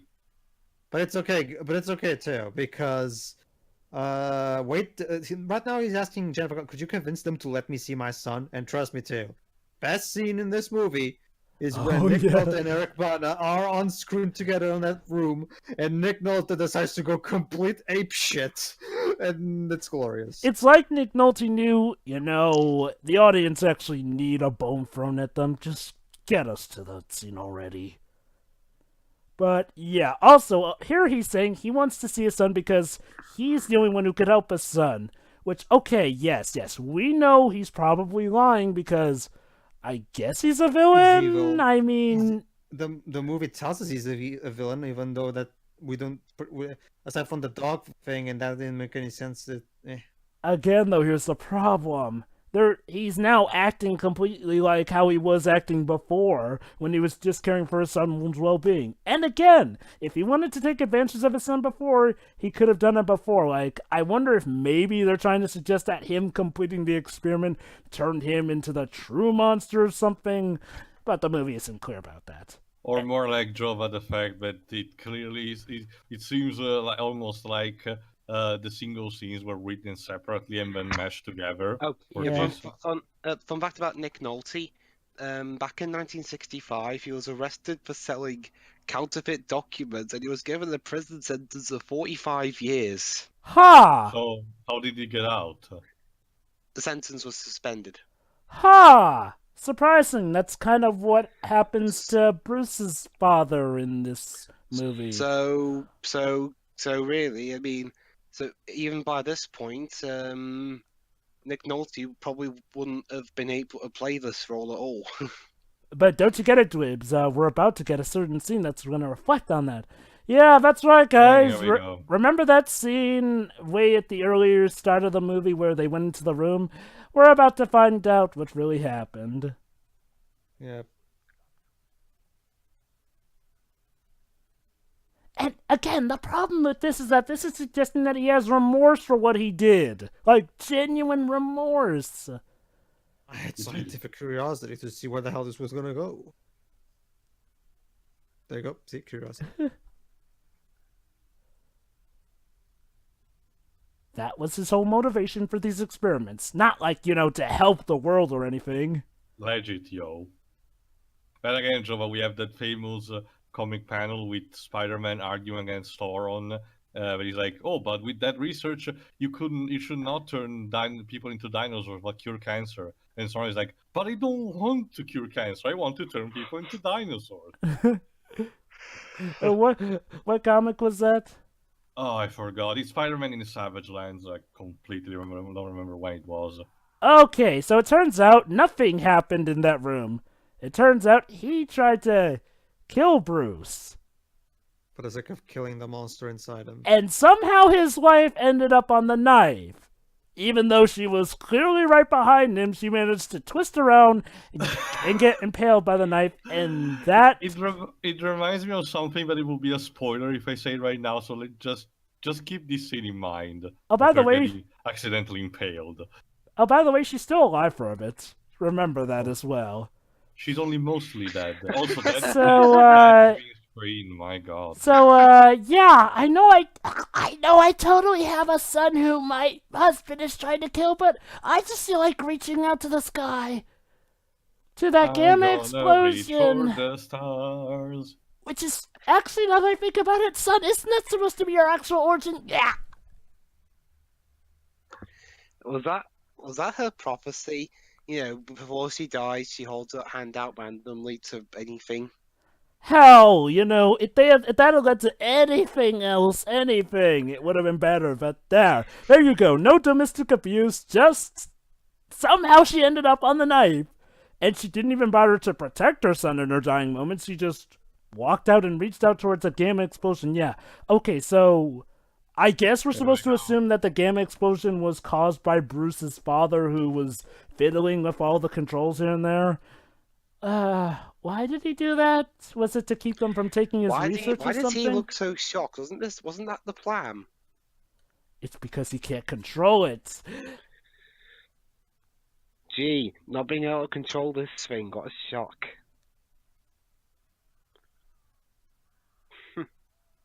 Oh, Aang. So what are you gonna release? It really says something when even the Hulk feels awkward acting-wise. Derp. Oh, get it? It just makes him sneeze. You know, it could have been a good moment for him to use his thunderclap move, but no. Bye. I'm honestly really curious to ask. I mean, considering Universal apparently doesn't seem to want to do anything themselves in terms of solo movies, I'm wondering what Disney doesn't just buy the Hulk off of them. The half that Universal owns. I mean, Here's they can't. Here's the thing. Universal have to agree to selling the Hulk, and let's remember, Universal have so much as a Hulk amusement ride. Like, okay, imagine this, Pedro. You're Universal Studios. You essentially make money off of the Hulk whenever. And now he's going against the orders of the general by injecting him. Oh, Yeah. now hold still. By not evacuating. Oh, now hold still, Hulk. This won't hurt a bit. Yes, Jesus. Do it between the eyes. That won't agitate him even further, now will it?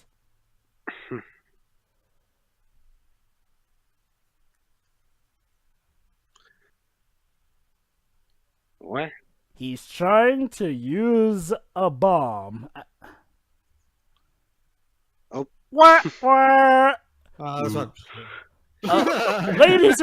Ladies and gentlemen, that was supposed to be taken completely serious. I don't. Like seriously. Even Sam Elliott in that scene looked like he was trying to hold back laughter. It's like, oh my god. And now the Hulk is a freaking giant. Jesus.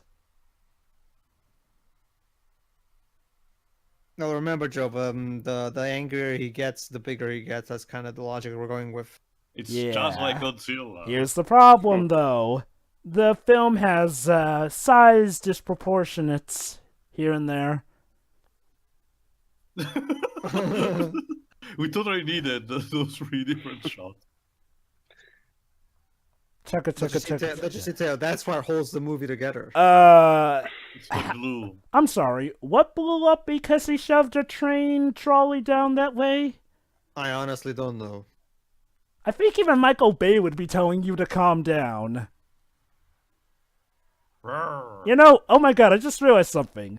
This movie is so dull when it's quiet, yet when it tries to go all actiony, it does it so over the top it's too chaotic. What kind of paradox is this? Oh yeah, that totally works again. And they can't spot Hulk. Because he's totally the master of incognito.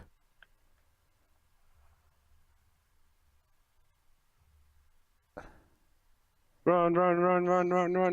Faster than a locomotive, and no, not even I actually going remember to. when Jimmy Neutron did a parody of his episode with, I think was, one of his supporting characters' And now parents. suddenly abandoned village. Well, yeah, that's where the facility is laid around. Was. And now the memories are flooding back. Nick Nolte, you're under arrest for hamminess. Oh, get it, guys? Nick Nolte's character was arrested! Just like Nick Nolte. Isn't that law a bit tasteless? Wow, Expendables 3 did that as well. I mean, yeah, I guess they needed this consent to do this kind of shit. So I guess if it was okay, that wasn't the problem. But still, And now, the moment where Ang Lee remembered this is supposed to be an action movie. oh yeah, there you go. Being pelted by gamma radiation gives also regenerating powers. Was that white phosphorus? I guess. Is he defying gravity now?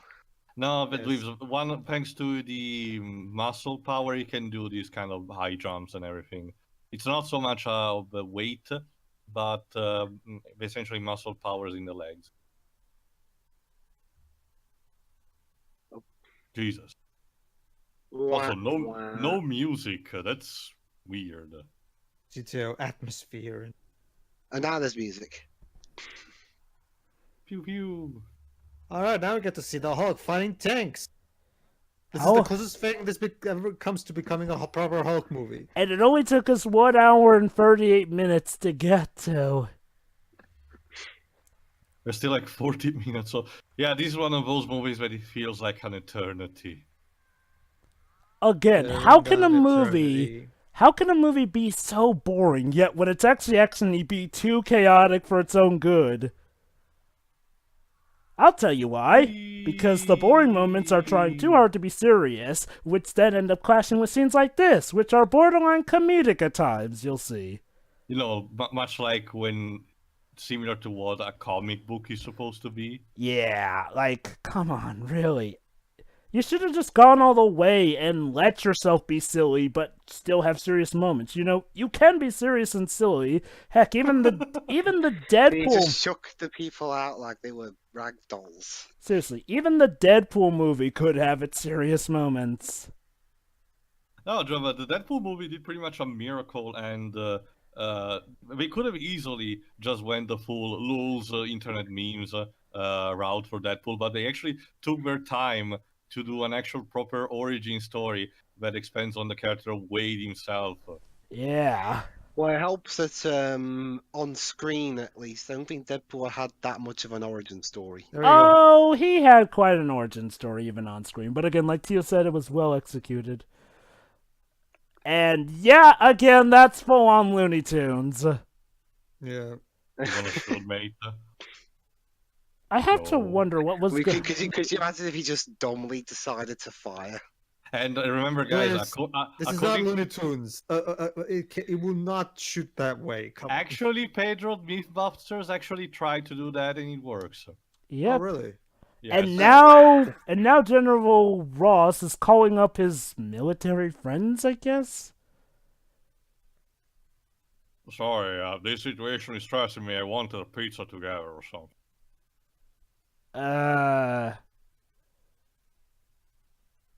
I'm sorry, my screensaver is coming on and random images are floating around. I miss the screensaver with the toasters. Also- Was that Bo Bridges? I was about to say. Let me see, because they listed a few cameos. Over in the Grand Canyon. Yeah, there you go. That was the part. Of You're the not video. Look at that, Superman! Look at that tail. The Hulk is flying in the wind. Isn't it beautiful? Not just that. Did we really need a close up on the Hulk's nipples? Nah, there's not much on that, I'm afraid. So we're taking inspiration from Batman and Robin now. And now Yeah. the You soundtrack know, from the mo- Avatar. Or the Gladiator? Yeah. Yes, we get it, Danny Bill. Elfman, no, not Hans Zimmer. Where are we actually? Is it like Colorado? Arizona, maybe? It probably. It looks like he's in the Grand Canyon area. Evacuation situation. Oh, yeah. Wow! The Hulk, oh my god! The Hulk literally broke the fourth wall! Okay, that's it, Pedro. Nope, I'm sorry. This is Looney Tunes. The Hulk literally Yeah. jumped from image to image. I'm But sorry, this is Bruce. Universal, not Warner Brothers. I'm sorry, Bruce. It's your cousin Jennifer. who's Also, supposed to phallic break the imagery. Hulk. Yeah, it's your Yeah. cousin who's supposed to Oh my break God. the Why is there a Hulk. giant stone penis in that shot? Yeah. Apparently, Pedro, the erosion gods were feeling funny for that particular rock. You know, it's interesting, Jova. What? Let's not forget how BVS even did that with uh with Lex Luthor and BVS referencing the Looney Tunes at some points. Like It made it's sense everywhere. there, though, because it's Warner Brothers. Yeah. And again, mean, okay, look, I'll mean- give, and I'll give it credit. At least that movie wasn't trying to take itself seriously. I mean, yeah, that kind of backfired in some areas, but at least the film was true to its nature. This film expects us to take stuff as serious as the classic stuff, because now we're, I kid you not, about to have one of those scenes that pays homage to the classic TV series. Again with the documentary shit. The movie that has done that kind of shtick better for me was The Wolf of Wall Street, where we literally see the Incredible Hulk in his natural habitat. DiCaprio sniffing cocaine while the Popeye theme plays in the background. Yeah. Amazing. Okay, guys, you thought the movie was cartoony before? Get ready for this. How will the Hulk get out of this one? Dr. Banner, the back race turn. Because it worked so well the last few times we shot him with bullets. Don't you see, Joe? We're the militaries. We just know how to shoot things. Again, that's kind of how Stan Lee wrote General Ross back in the 60s. Yeah, but General Ross... Okay, to be fair, that was the 60s. Yeah, true. Yeah, but I'm gonna try to be like Dweebs in this case. Like a character should evolve in time. Oh, General Ross did evolve, but then he kind of... into the Red Hulk. I know. There's no real again, it's just like the makes no sense for the stupid BVS apologists trying to say, oh, but don't you see, this Batman is based on his Golden Age incarnation. There's a reason why we don't use that incarnation anymore, you That reminds me, Tio, what were your thoughts on the Red She-Hulk stuff?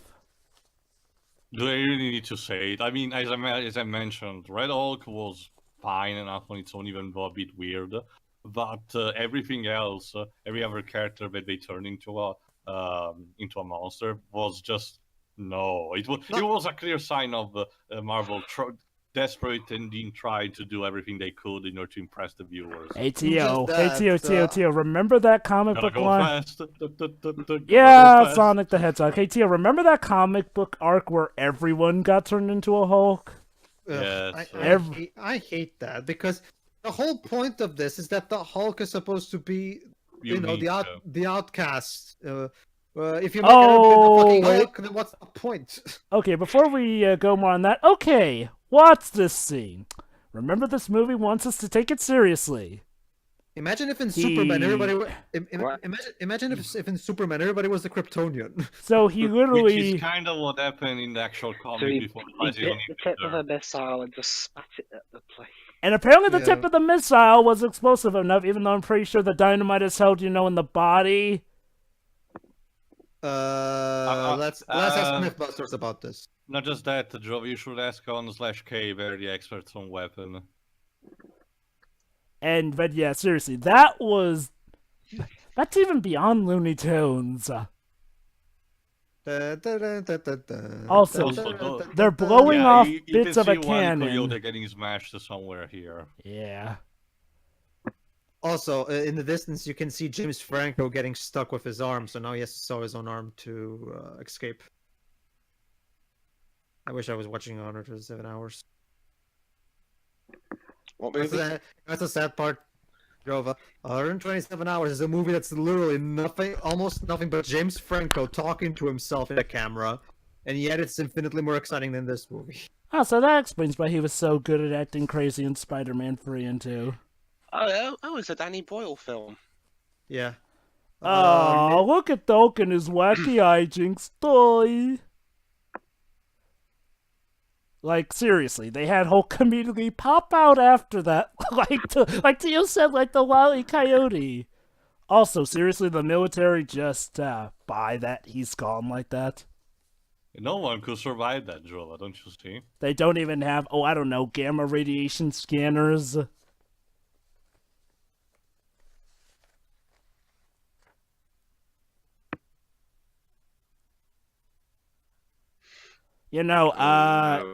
Ross, he's not ahead of you. He's probably behind you because you left him there without scanning the area. I have a question. Yeah. We're kind of operating on this logic. Well, most Hulk stories do. Even the MCU firmly established in Firm Ragnarok. Oh no, wait, hold on. Hulk, leave the bridge alone. Just don't do anything with the bridge. Just hop off it. Leave the bridge alone. Yeah, smashing bridges is the X-Men villain's job. Okay, continue, Pedro. Okay, so as is common in Hulk stories, the way we're operating is on the logic that both the Hulk and Banner are two separate individuals in the same body. Uh-huh. So I have a question.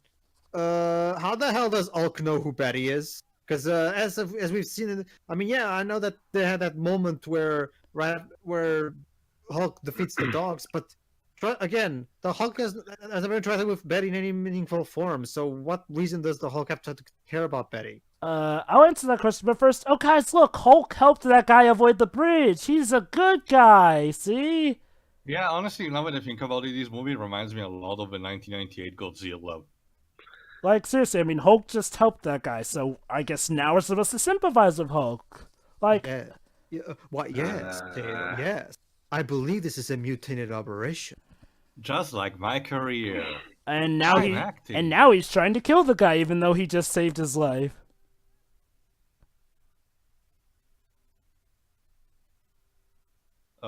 Iron Man did this earlier. I love this one. So he's constantly trying to go up and up and up. Now they're in freaking Alright, space. It's too high. I'm pulling back. But then, turns out it goes too far, and he gets killed in space. Bye. That was the dumbest death ever.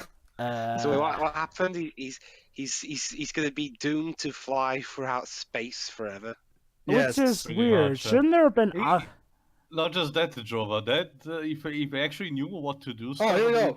This is the scene from the trailer, guys. Wow. You know, that's totally a good way to transition.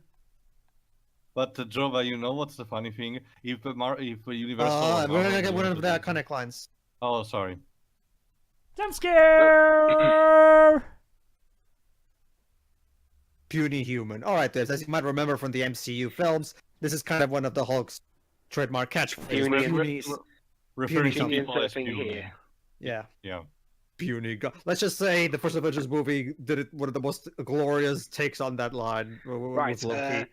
General Ross, could you please report your casualties? I lost 3 fighter jets, one of them flew off into space. Hey, Yeah, Jova, as I mentioned, if Marvel and Universal knew how to do their homework, that could have been an actual excellent segue into the origin story of Miss Marvel. Also, I love how the entire city of San Francisco is somehow ignoring this, except only Betty seems to notice this going on.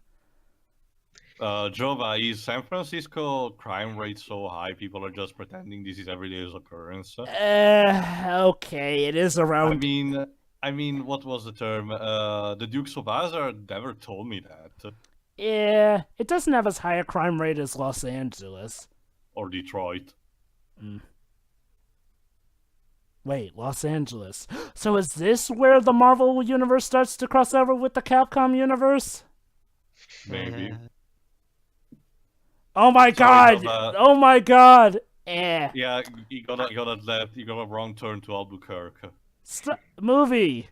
Give up trying to be serious at this point. And you know the sad thing? They're gonna still try to be serious after all of this, unironically. Also, I know this may sound weird of me to say since So where are they now? San Francisco? Yep, this was actually filmed on set. Around the time that another movie was being filmed in San Francisco. Yeah. By the way, Joe, what movie was that? I don't recall. Pedro? By the way, Joe, I'm actually curious. Why is it that so many American? Oh, What was that, Twibs? Go on. What was that? Why is I was it- guessing X-Men. Go on. Okay. well, why is it that so many? I'm curious. Why is it that so many American comedies like to make fun of San Francisco? Like, What? Yeah, the fruit cart during the chase scenes. Well, not just to be that, but, fair, the fruit cart happens in plenty of places other than San Francisco. I know, but even Family Guy references that. It's not Yeah. just that. Like a lot of times, you said to mention Family Guy in the Stewie Griffin film. They even says, "Oh, I'm here interviewing something about changing the name of San Francisco to something a little less gay." Stuff like that. Like, why is it that you guys like to make fun of this city so much? That's what I'm curious Please, about. Pedro, don't base American humor off the Seth Oh, MacFarlane. no, oh, sure, I know. I mean, I've seen it in plenty of other comedies aside from that. I guess it's because it's a blue democratic state that's more welcoming of gay stuff, if that's what you're talking about, and I well, don't know. whatever. Also, the police! The police got here before the military! Because Well, hey, San Francisco police do a pretty dang good job. True, yeah. Oh, by the way, Teo, if you look closely, you might see Sonic rolling around at the speed sound on an helicopter plane. See? yeah, I think I start to see also the gun track chasing him. Yeah. Although it's not the Generations version because it doesn't have the buzz saws. Okay, so Hulk is actually acting calm. Maybe seeing Betty will calm him down? Perish the thought, Jova. Again, why does he care? He doesn't know Betty. The Hulk, I mean. Apparently there's some continuities that suggest that Hulk knows Betty through Bruce's consciousness. Yeah, something. My also guess is that much like with the Hulk pushing to be the predominant personality when Bruce is in control, the opposite kind of tries to happen. But the thing that Bruce manages to convey is like positive imagery, and one of these is Betty. It's like the classic voice in the back of your brain that tells you do not do this thing. So I guess they're going off of the take that Hulk is pretty much Bruce's more aggressive side given physical form. Why is he releasing so much water? Because I mean, he's- yeah, it was hit by the fountain, but it shouldn't be this, you know. I guess his body was heated up and stuff. That's the Red Hulk shtick, releasing vapor. Well, I guess they took some inspiration from this movie when making the Red Hulk.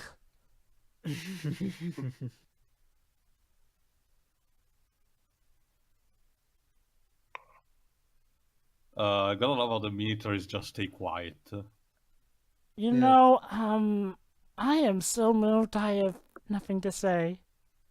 Yeah. I'm just Me gonna neither. cry into your shoulders, and yeah, this is totally No, when- this movie is going to hurt my career. Can I do the same in yours? That's not proper Uh, acting. You're showing off a bit too much emotion there. You know, that's actually weird. I dare say Jennifer Connelly is the worst of the two actors here between her and Eric Bana, and yet she seems to be the one who got her career more intact for some reason. Like, did she have better movies on her degree at this point? Oh, remember she was in Labyrinth. Yeah, Was that before or after this? way before Oh, Jova, oh, 80s. never mind. I'm thinking of a different Labyrinth. Yeah, that was way before. Wasn't Labyrinth that Ridley Scott movie with Tom Cruise? No. No. Oh, It no, was- no, wait. It was from Jim Henson. And No, sorry, apparently, I got With it David mixed Bowie. up. and Oh, look. apparently his father And got pick a shot and shoot that. What what? does that do? Did we really need that freeze frame at the top?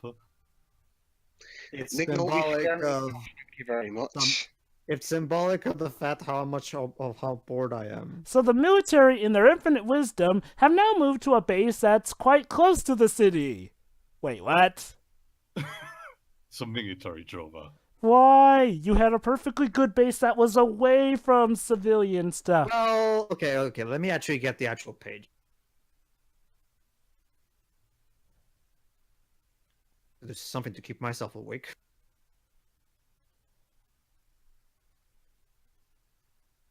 Turn on the juice. And he'll be incinerated immediately. Yeah, you have lost pretty much all semblance of being a reality film. Like, Not just that, do you really think that will stop him? Also, why are you so mad at Bruce for this? You should know very well that Talbot kind of screwed things up in the first place. How long's there left of this? Nearly just under half an hour. You know, it's Don't worry, weird. Liz, we're about to 20 get the, minutes, sorry. don't worry, Liz, we're about to get the best scene in the movie. You know, it's weird. For as much as I complained that we needed to see more of the Hulk, I kind of felt like that bit with the Hulk went on maybe a bit too long. It's What a does problem of MP pacing stand problem, for? Marine Private? Probably. All right, just oh, what was the name of the comic tale? Action fantasy what? I forgot. Was it the first Hulk one? Wasn't it an action fantasy? It's stated in every single major page. Okay, let me get to the one on Marvel vs. Capcom. It's usually referred there. Okay. Also, if you can find out later, remind me. What was the name of that comic arc where pretty much all the Marvel Universe heroes became Hulks? Don't remember, Jova. Anyway, The Incredible Hulk #1, May 1962. Well, yeah, I know that, but wait, what? Did he actually have his own name? He didn't show up in an actual proper. First kinda appearance in comic. Oh, okay, never mind. It's not like in Spider-Man where he started in Amazing Fantasy. The only thing, one thing tied to the Hulk that originated in the Hulk comic instead before having it out was actually Wolverine. Yep. That's right. Wolverine started off as a Hulk villain. Alright, So That's how's why. this scene gonna go? Okay, Oh guys. boy. This is the part where the film just gives up in a glorious and spectacular fashion. Yes? Reeves, you know the term of chewing the scenery? Yeah. Yeah. That just prepare your table because you're about to get a full buffet.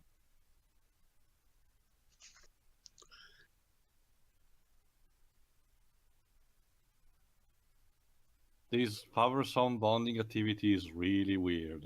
Gonna Hey. take a while though, because we still need to have more quote Oh unquote. my god, stop it. Did you really think we were gonna take that seriously? Like, okay, I just have to wonder, what was going through Ang Lee's brain when he was watching the test showing of this? Like, what? He had a specific vision in mind or something. I'm sorry, what was that, Nick? Fair. Well, I'll be fair, everyone in this movie mumbles all their lines. That's usually Yeah. Sam Elliott's job, dang it. Because of his... And Banner's gone nuts at the movie making process.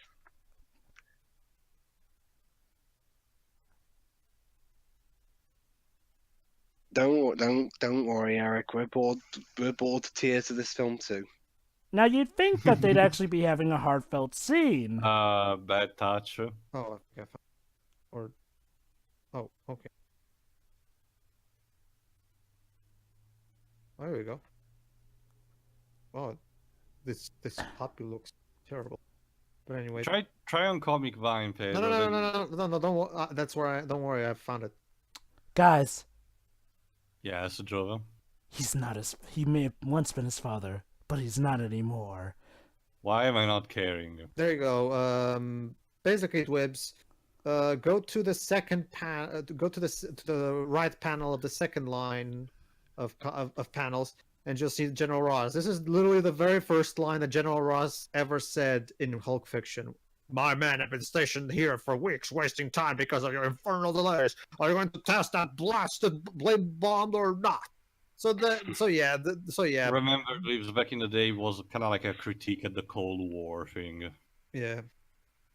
Okay, guys. Here we Now, go. this is where the film really tries and fails and then gives up. Miserably. Here we go. So that's his evil plan. He apparently wants whatever little gamma radiation is left in Bruce because he wants to be the ultimate life form. Here we go. It's like Dick Nolte went, I am sick of this! They couldn't think of a proper motivation? Well, damn it, this is my motivation! I don't care how crazy this makes me look!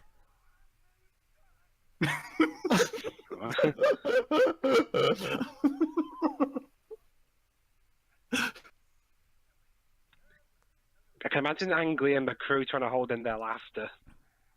No, seriously, the Looney Tunes scene would be just perfect for this. No, I must not act too much. I have to wonder, why the hell is General Ross even allowing this to happen? Maybe he's as amused as everyone else. There you go. Oh my god! You seriously had the screen divide there? It's local co-op, Jova. Not just that, I love how you just mentioned how their religions and shit. Really? You're bringing in religious commentary on a Hulk film? Because that totally fits. It's deep, Pedro, don't you see? Oh, And now we're having a temper tantrum? wow. This feels like something that was in a blooper now, honestly. Yeah. This feels like, you know what, Webs? This feels like, Oh, goody. Here So we the go. what, sorry? this feels like you inside whenever we have to cancel right. one of your movie picks. You always go, Behold! what the fuck are you doing, you dipshit? He's literally chewing the scenery. Maybe we should stop feeding him energy since it seems to be making him stronger, sir. And this somehow triggers Bruce into being angry for some reason. And some of this makes him grow? Wait, what? Yeah, because now it becomes electricity itself. Yeah, here's the problem though. His powers never really made him grow, just take on the elements. Like you yourself said, Jova, the movie And stopped. now all the movie- power's gone out. Ladies and gentlemen, the movie just gave up. So fuck it. Yeah, So if you can't beat him, join him. yeah, pretty much. Also, just gonna say, why do you even need Bruce? I mean, you seem to be pretty plenty powerful already. Yeah. And now we're gonna have a cinematic point where they're having this slow-mo thing and screw it, Lion King did this better. I don't even know what's going on. Don't you get it? It's this weird dramatic part where Hulk is fighting lightning. Dwibs, Yes. you're probably wondering, how the hell is the Hulk gonna defeat a villain that is literally nothing but just electricity? How do you even defeat, especially considering, remember, we're in a lake of water, and water is a perfect conductor for electricity, so how the hell is the Hulk supposed to defeat his father in Not this? just that, Oh, that's how. He's adapting. There you go. Now, okay, his father is freaking stupid. You're lightning, dude. You're freaking faster than the speed of sound, and yet you choose to then become rock, which the Hulk can pretty well handle. So yeah, basically he's using his power to literally absorb the Hulk's energy whenever the Hulk touches him. So yeah, the Never Hulk mind the cannot fact even... that the Hulk was touching him when he was lightning, so I guess he can control it? But Yeah. even still, that makes him so an yeah. idiot. So yeah, Dwebs, it's literally impossible for the Hulk to defeat him by beating the crap out of him because, well, you would just absorb him. So what to do? Just crush him. You can't do Nope. that. He'll absorb it. I forget, Tio, how does Hulk use... Submerge him in water when he's rock. I forget, and Hulk... he'll, I forget, Tio, how does Hulk usually beat the Absorption Man in The the absorbing comics? man. It's usually, if I recall, it's usually someone else who does it. Yeah, it's just someone who else does it. Okay, so let's see what happens because keep him. Okay, Dwebs, be prepared because this is about to get incredibly confusing. Believe it or not, folks, the film has yet to be its silliest. Yes, after that last scene you saw, the film has one last stupid card up its sleeves. Hold on, here you go. Listen. You idiot. You literally just told him how to defeat you. he's just, Not he's just gonna let really. him. What do you mean, Jove? I don't get it. He just What? told him, the more you fight, the more I can take. So, literally, all he has to do is to stop fighting. Wait, now he's just frozen all of a sudden. The military has dropped an ice bomb. Also, I love that explanation Betty gives. They're absorbing all the energy around them. That's why the water's becoming Here we go. frozen.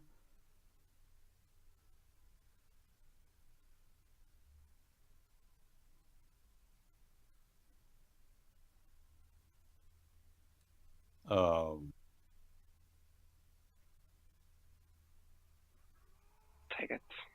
He Jesus. speaks. Yeah. So he starts screaming and apparently gives him all of his power. And guess what, Whips? But the Hulk gives him all of his gamma power, and that makes Nick Nolte explode. That's it. What? You Basically, can go. Take it back. Now he's saying take it back.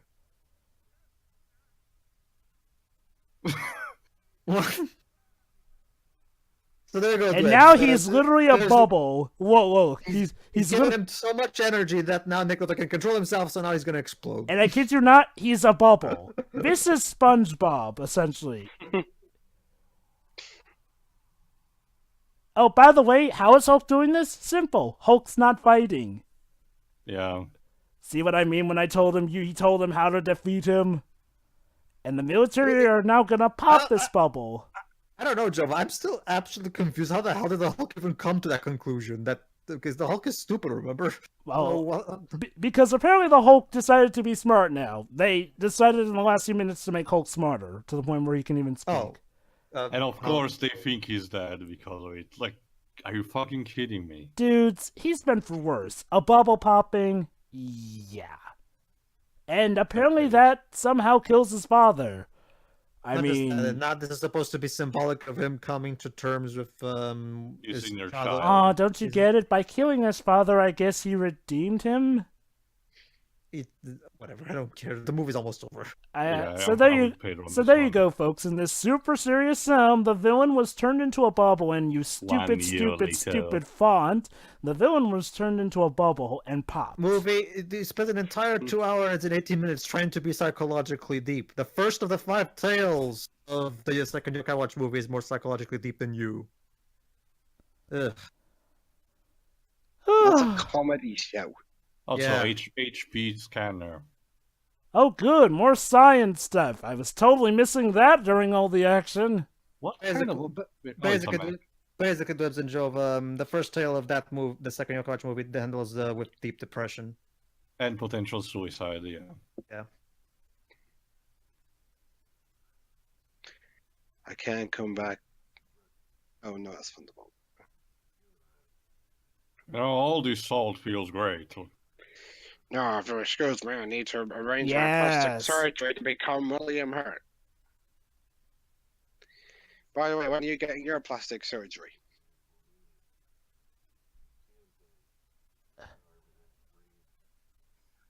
Ha. Also, I love how he literally says, Betty, you know there's no way Bruce could have survived that explosion. Because it's not keep like... believing that, son. And there's... That's okay, Jova. That's okay, Jova. We'll have the game sequel to. Actually, never mind. General Ross is not even in the sequel. So. Again, we'll have The Incredible Hulk, which is sort of a sequel to this, but sort of not. It's stupid. You know, it would just help if either Marvel Universe or both actually came out and offer a proper explanation. You know, kind of like with Nintendo did with the Hyrule storybook. Or even better, Teo. Just sign a collaboration deal and actually fucking join forces to make a proper solo Hulk movie. You mean to make a Homecoming Hulk style, Homecoming style, where Marvel does all the work and Universal just collects all the monies. But that comes later, Pedro. What I mean is, at first we need to establish, at least confirm definitely if these two fucking things are supposed to be canon or not. How much... I mean, The walk way away. I take it is honestly. Yeah, if you ask- no, Pedro. I understand both of what you say and what Jova said, but the problem in realizing the ambiguity itself. Our Yeah. ignorance in the fact is the precise problem of why we cannot determine a proper answer to the fact. We can speculate to no end, but we will never have a proper answer until the direct parties involved actually answer the fucking thing. And it's because of ignorance like that why Universal are definitely still holding on to the rights, because for all they know, they may get the opportunity to make their own Hulk movie eventually, if And now Disney they're peters in out. South America. Is this a set of Jurassic Park 2? I wish. Where's Jeff Goldblum? Where you need him? Off in, the galaxy somewhere. By the way, Pedro, can you tell me if this is like supposed to be, South American Portuguese or a Spanish variation? Well, let me listen then.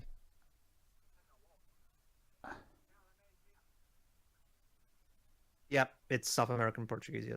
Okay. So, Specifically, the one that's most common in Brazil. Yes. so it's Portuguese, huh? Not even Spanish. Let's see if the translation is proper. Well, The subtitle. Yeah, the subtitles are correct. Yes. Percentage-wise, the South America was more colonized by Portugal, and Spain was more like in the Center America. Well, remember, Jeff. Most of South America is Brazil, and Brazil speaks Portuguese. So. Also, Oh, there yeah, we go. I love how another thing. There you go, guys. We got the line, the iconic line at the very end of the movie. In Portuguese. In Portuguese, Brazilian Portuguese. And there's a frog on his hat. And Why? there's also parrot. Ah. Okay. Let me allow me, guys. Allow me. Não me ponhas zangado. Tu não vais gostar de mim quando eu estiver zangado. And then turns into the Hulk. There you go. Yeah. See? Brilliant. That was the Portugal equivalent of that translation. All right, let's. Look, more comics. That was Created by Stanley and Jack Kirby. Yes. I'm sure Jack Kirby is looking down on this. Yes, please set me free from this. Wow, this cast's wasted. So wasted. Okay, Bruce Banner as a first child. with the final thoughts. Go ahead. Sure. This movie is a complete train wreck. Like, how can you fuck up this bad on almost all fronts? That's okay, too. The guitar will make it better. Oh, don't worry, I'm already off the movie anyway. But wait. still, There may be an it's after credits scene. yeah. Nick Fury inviting. Oh wait, not yet. But the point is, this movie had so much potential to go for, and it would have been incredible to considering back in the day. The only major movies that people knew then were obviously X-Men and Spider-Man. So starting with the Hulk of all things, you have to understand, Babes, back in the day, Iron Man and Captain America were not as popular in the 80s, 90s kid demographic because of the X-Men and Spider-Man cartoons. So starting with the Hulk, which had its own cartoon series, but wasn't as popular again as these other media brands, was a risky move, but it could have paid off in the end. It didn't work, and it failed spectacularly because of all the wrong reasons: wrong director, weird editing, bizarre storytelling, and an overall complete lack of understanding how the characters in general worked. So complete mess. I don't want to watch this movie anytime soon again, and it overstayed its welcome way before it became annoying. But we have to be fair, that moment when Bruce Faber goes apeshit, that was enjoyable. All right, that's all for me. I'll go next. Okay, this movie is god awful. It tries to rip off the popular superhero movies at the time, like Spider-Man and X-Men. Fails even at that too, and it gets the Hulk. Well, yeah, like Tia said, it gets pretty much most of the characters, even Ross, who's easy to get wrong at times. The effects have no excuse for being as bad as they are, even for 2003. And I still want to know what was going on through Ang Lee's head. Look, it's one thing when this movie tries to be taken seriously, or tries to be, as Pedro said, a deep psychological film. But then we get the stupid, silly action. It's like, no, film, just be honest with what you are. The best thing about this film is the music. That's the least offensive thing about it. Everything else is terrible. I mean, yeah, the best scenes are with the Hulk and when the acting gets hokey, but that's not the best thing when that's the best thing in your movie. And as you can tell, yeah, this clearly was not gonna cut it. And for good reason. Alright, next. Oh, that was a surprisingly fast thoughts. You're usually longer than that, but whatever. Mm-hmm. Oh god, this is terrible. I don't. The movie's, like I said, this movie tries way too hard. Oh wait, hold on. In memory of Eric Grieve, I'm sure he appreciates this.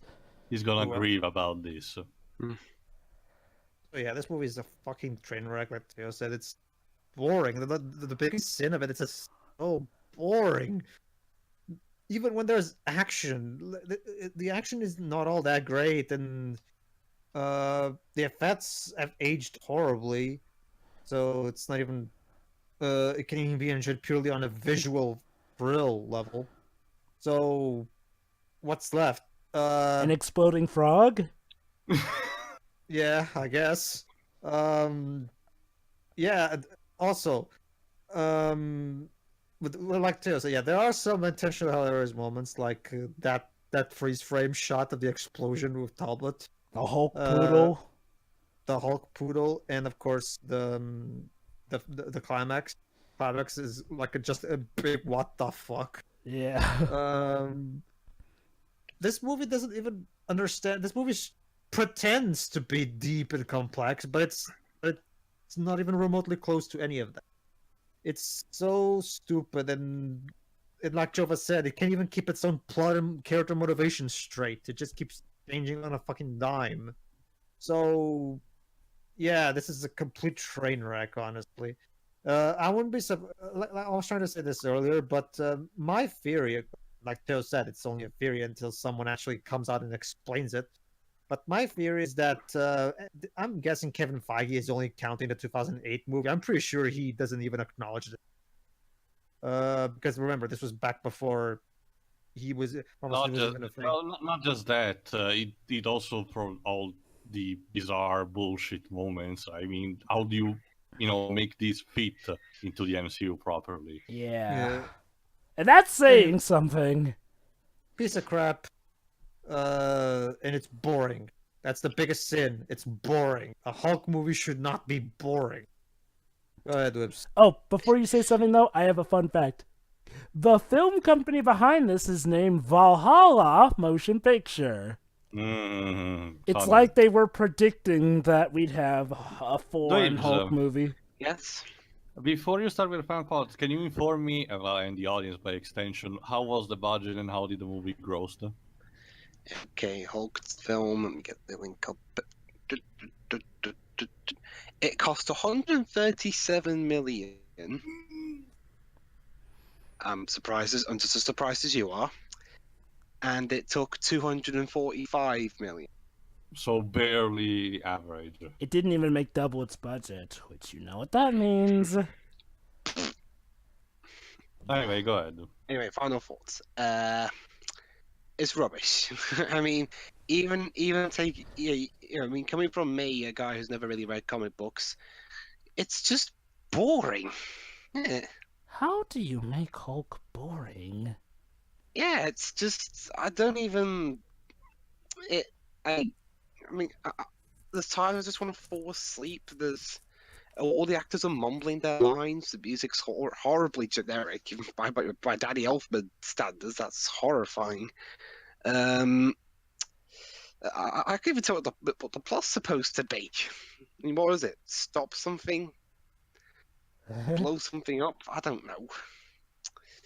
And it's just no, and it's not very pleasant. Honestly, I mean, it's just boring. I mean, it's not the worst comic book film ever made, but it's in the top 10.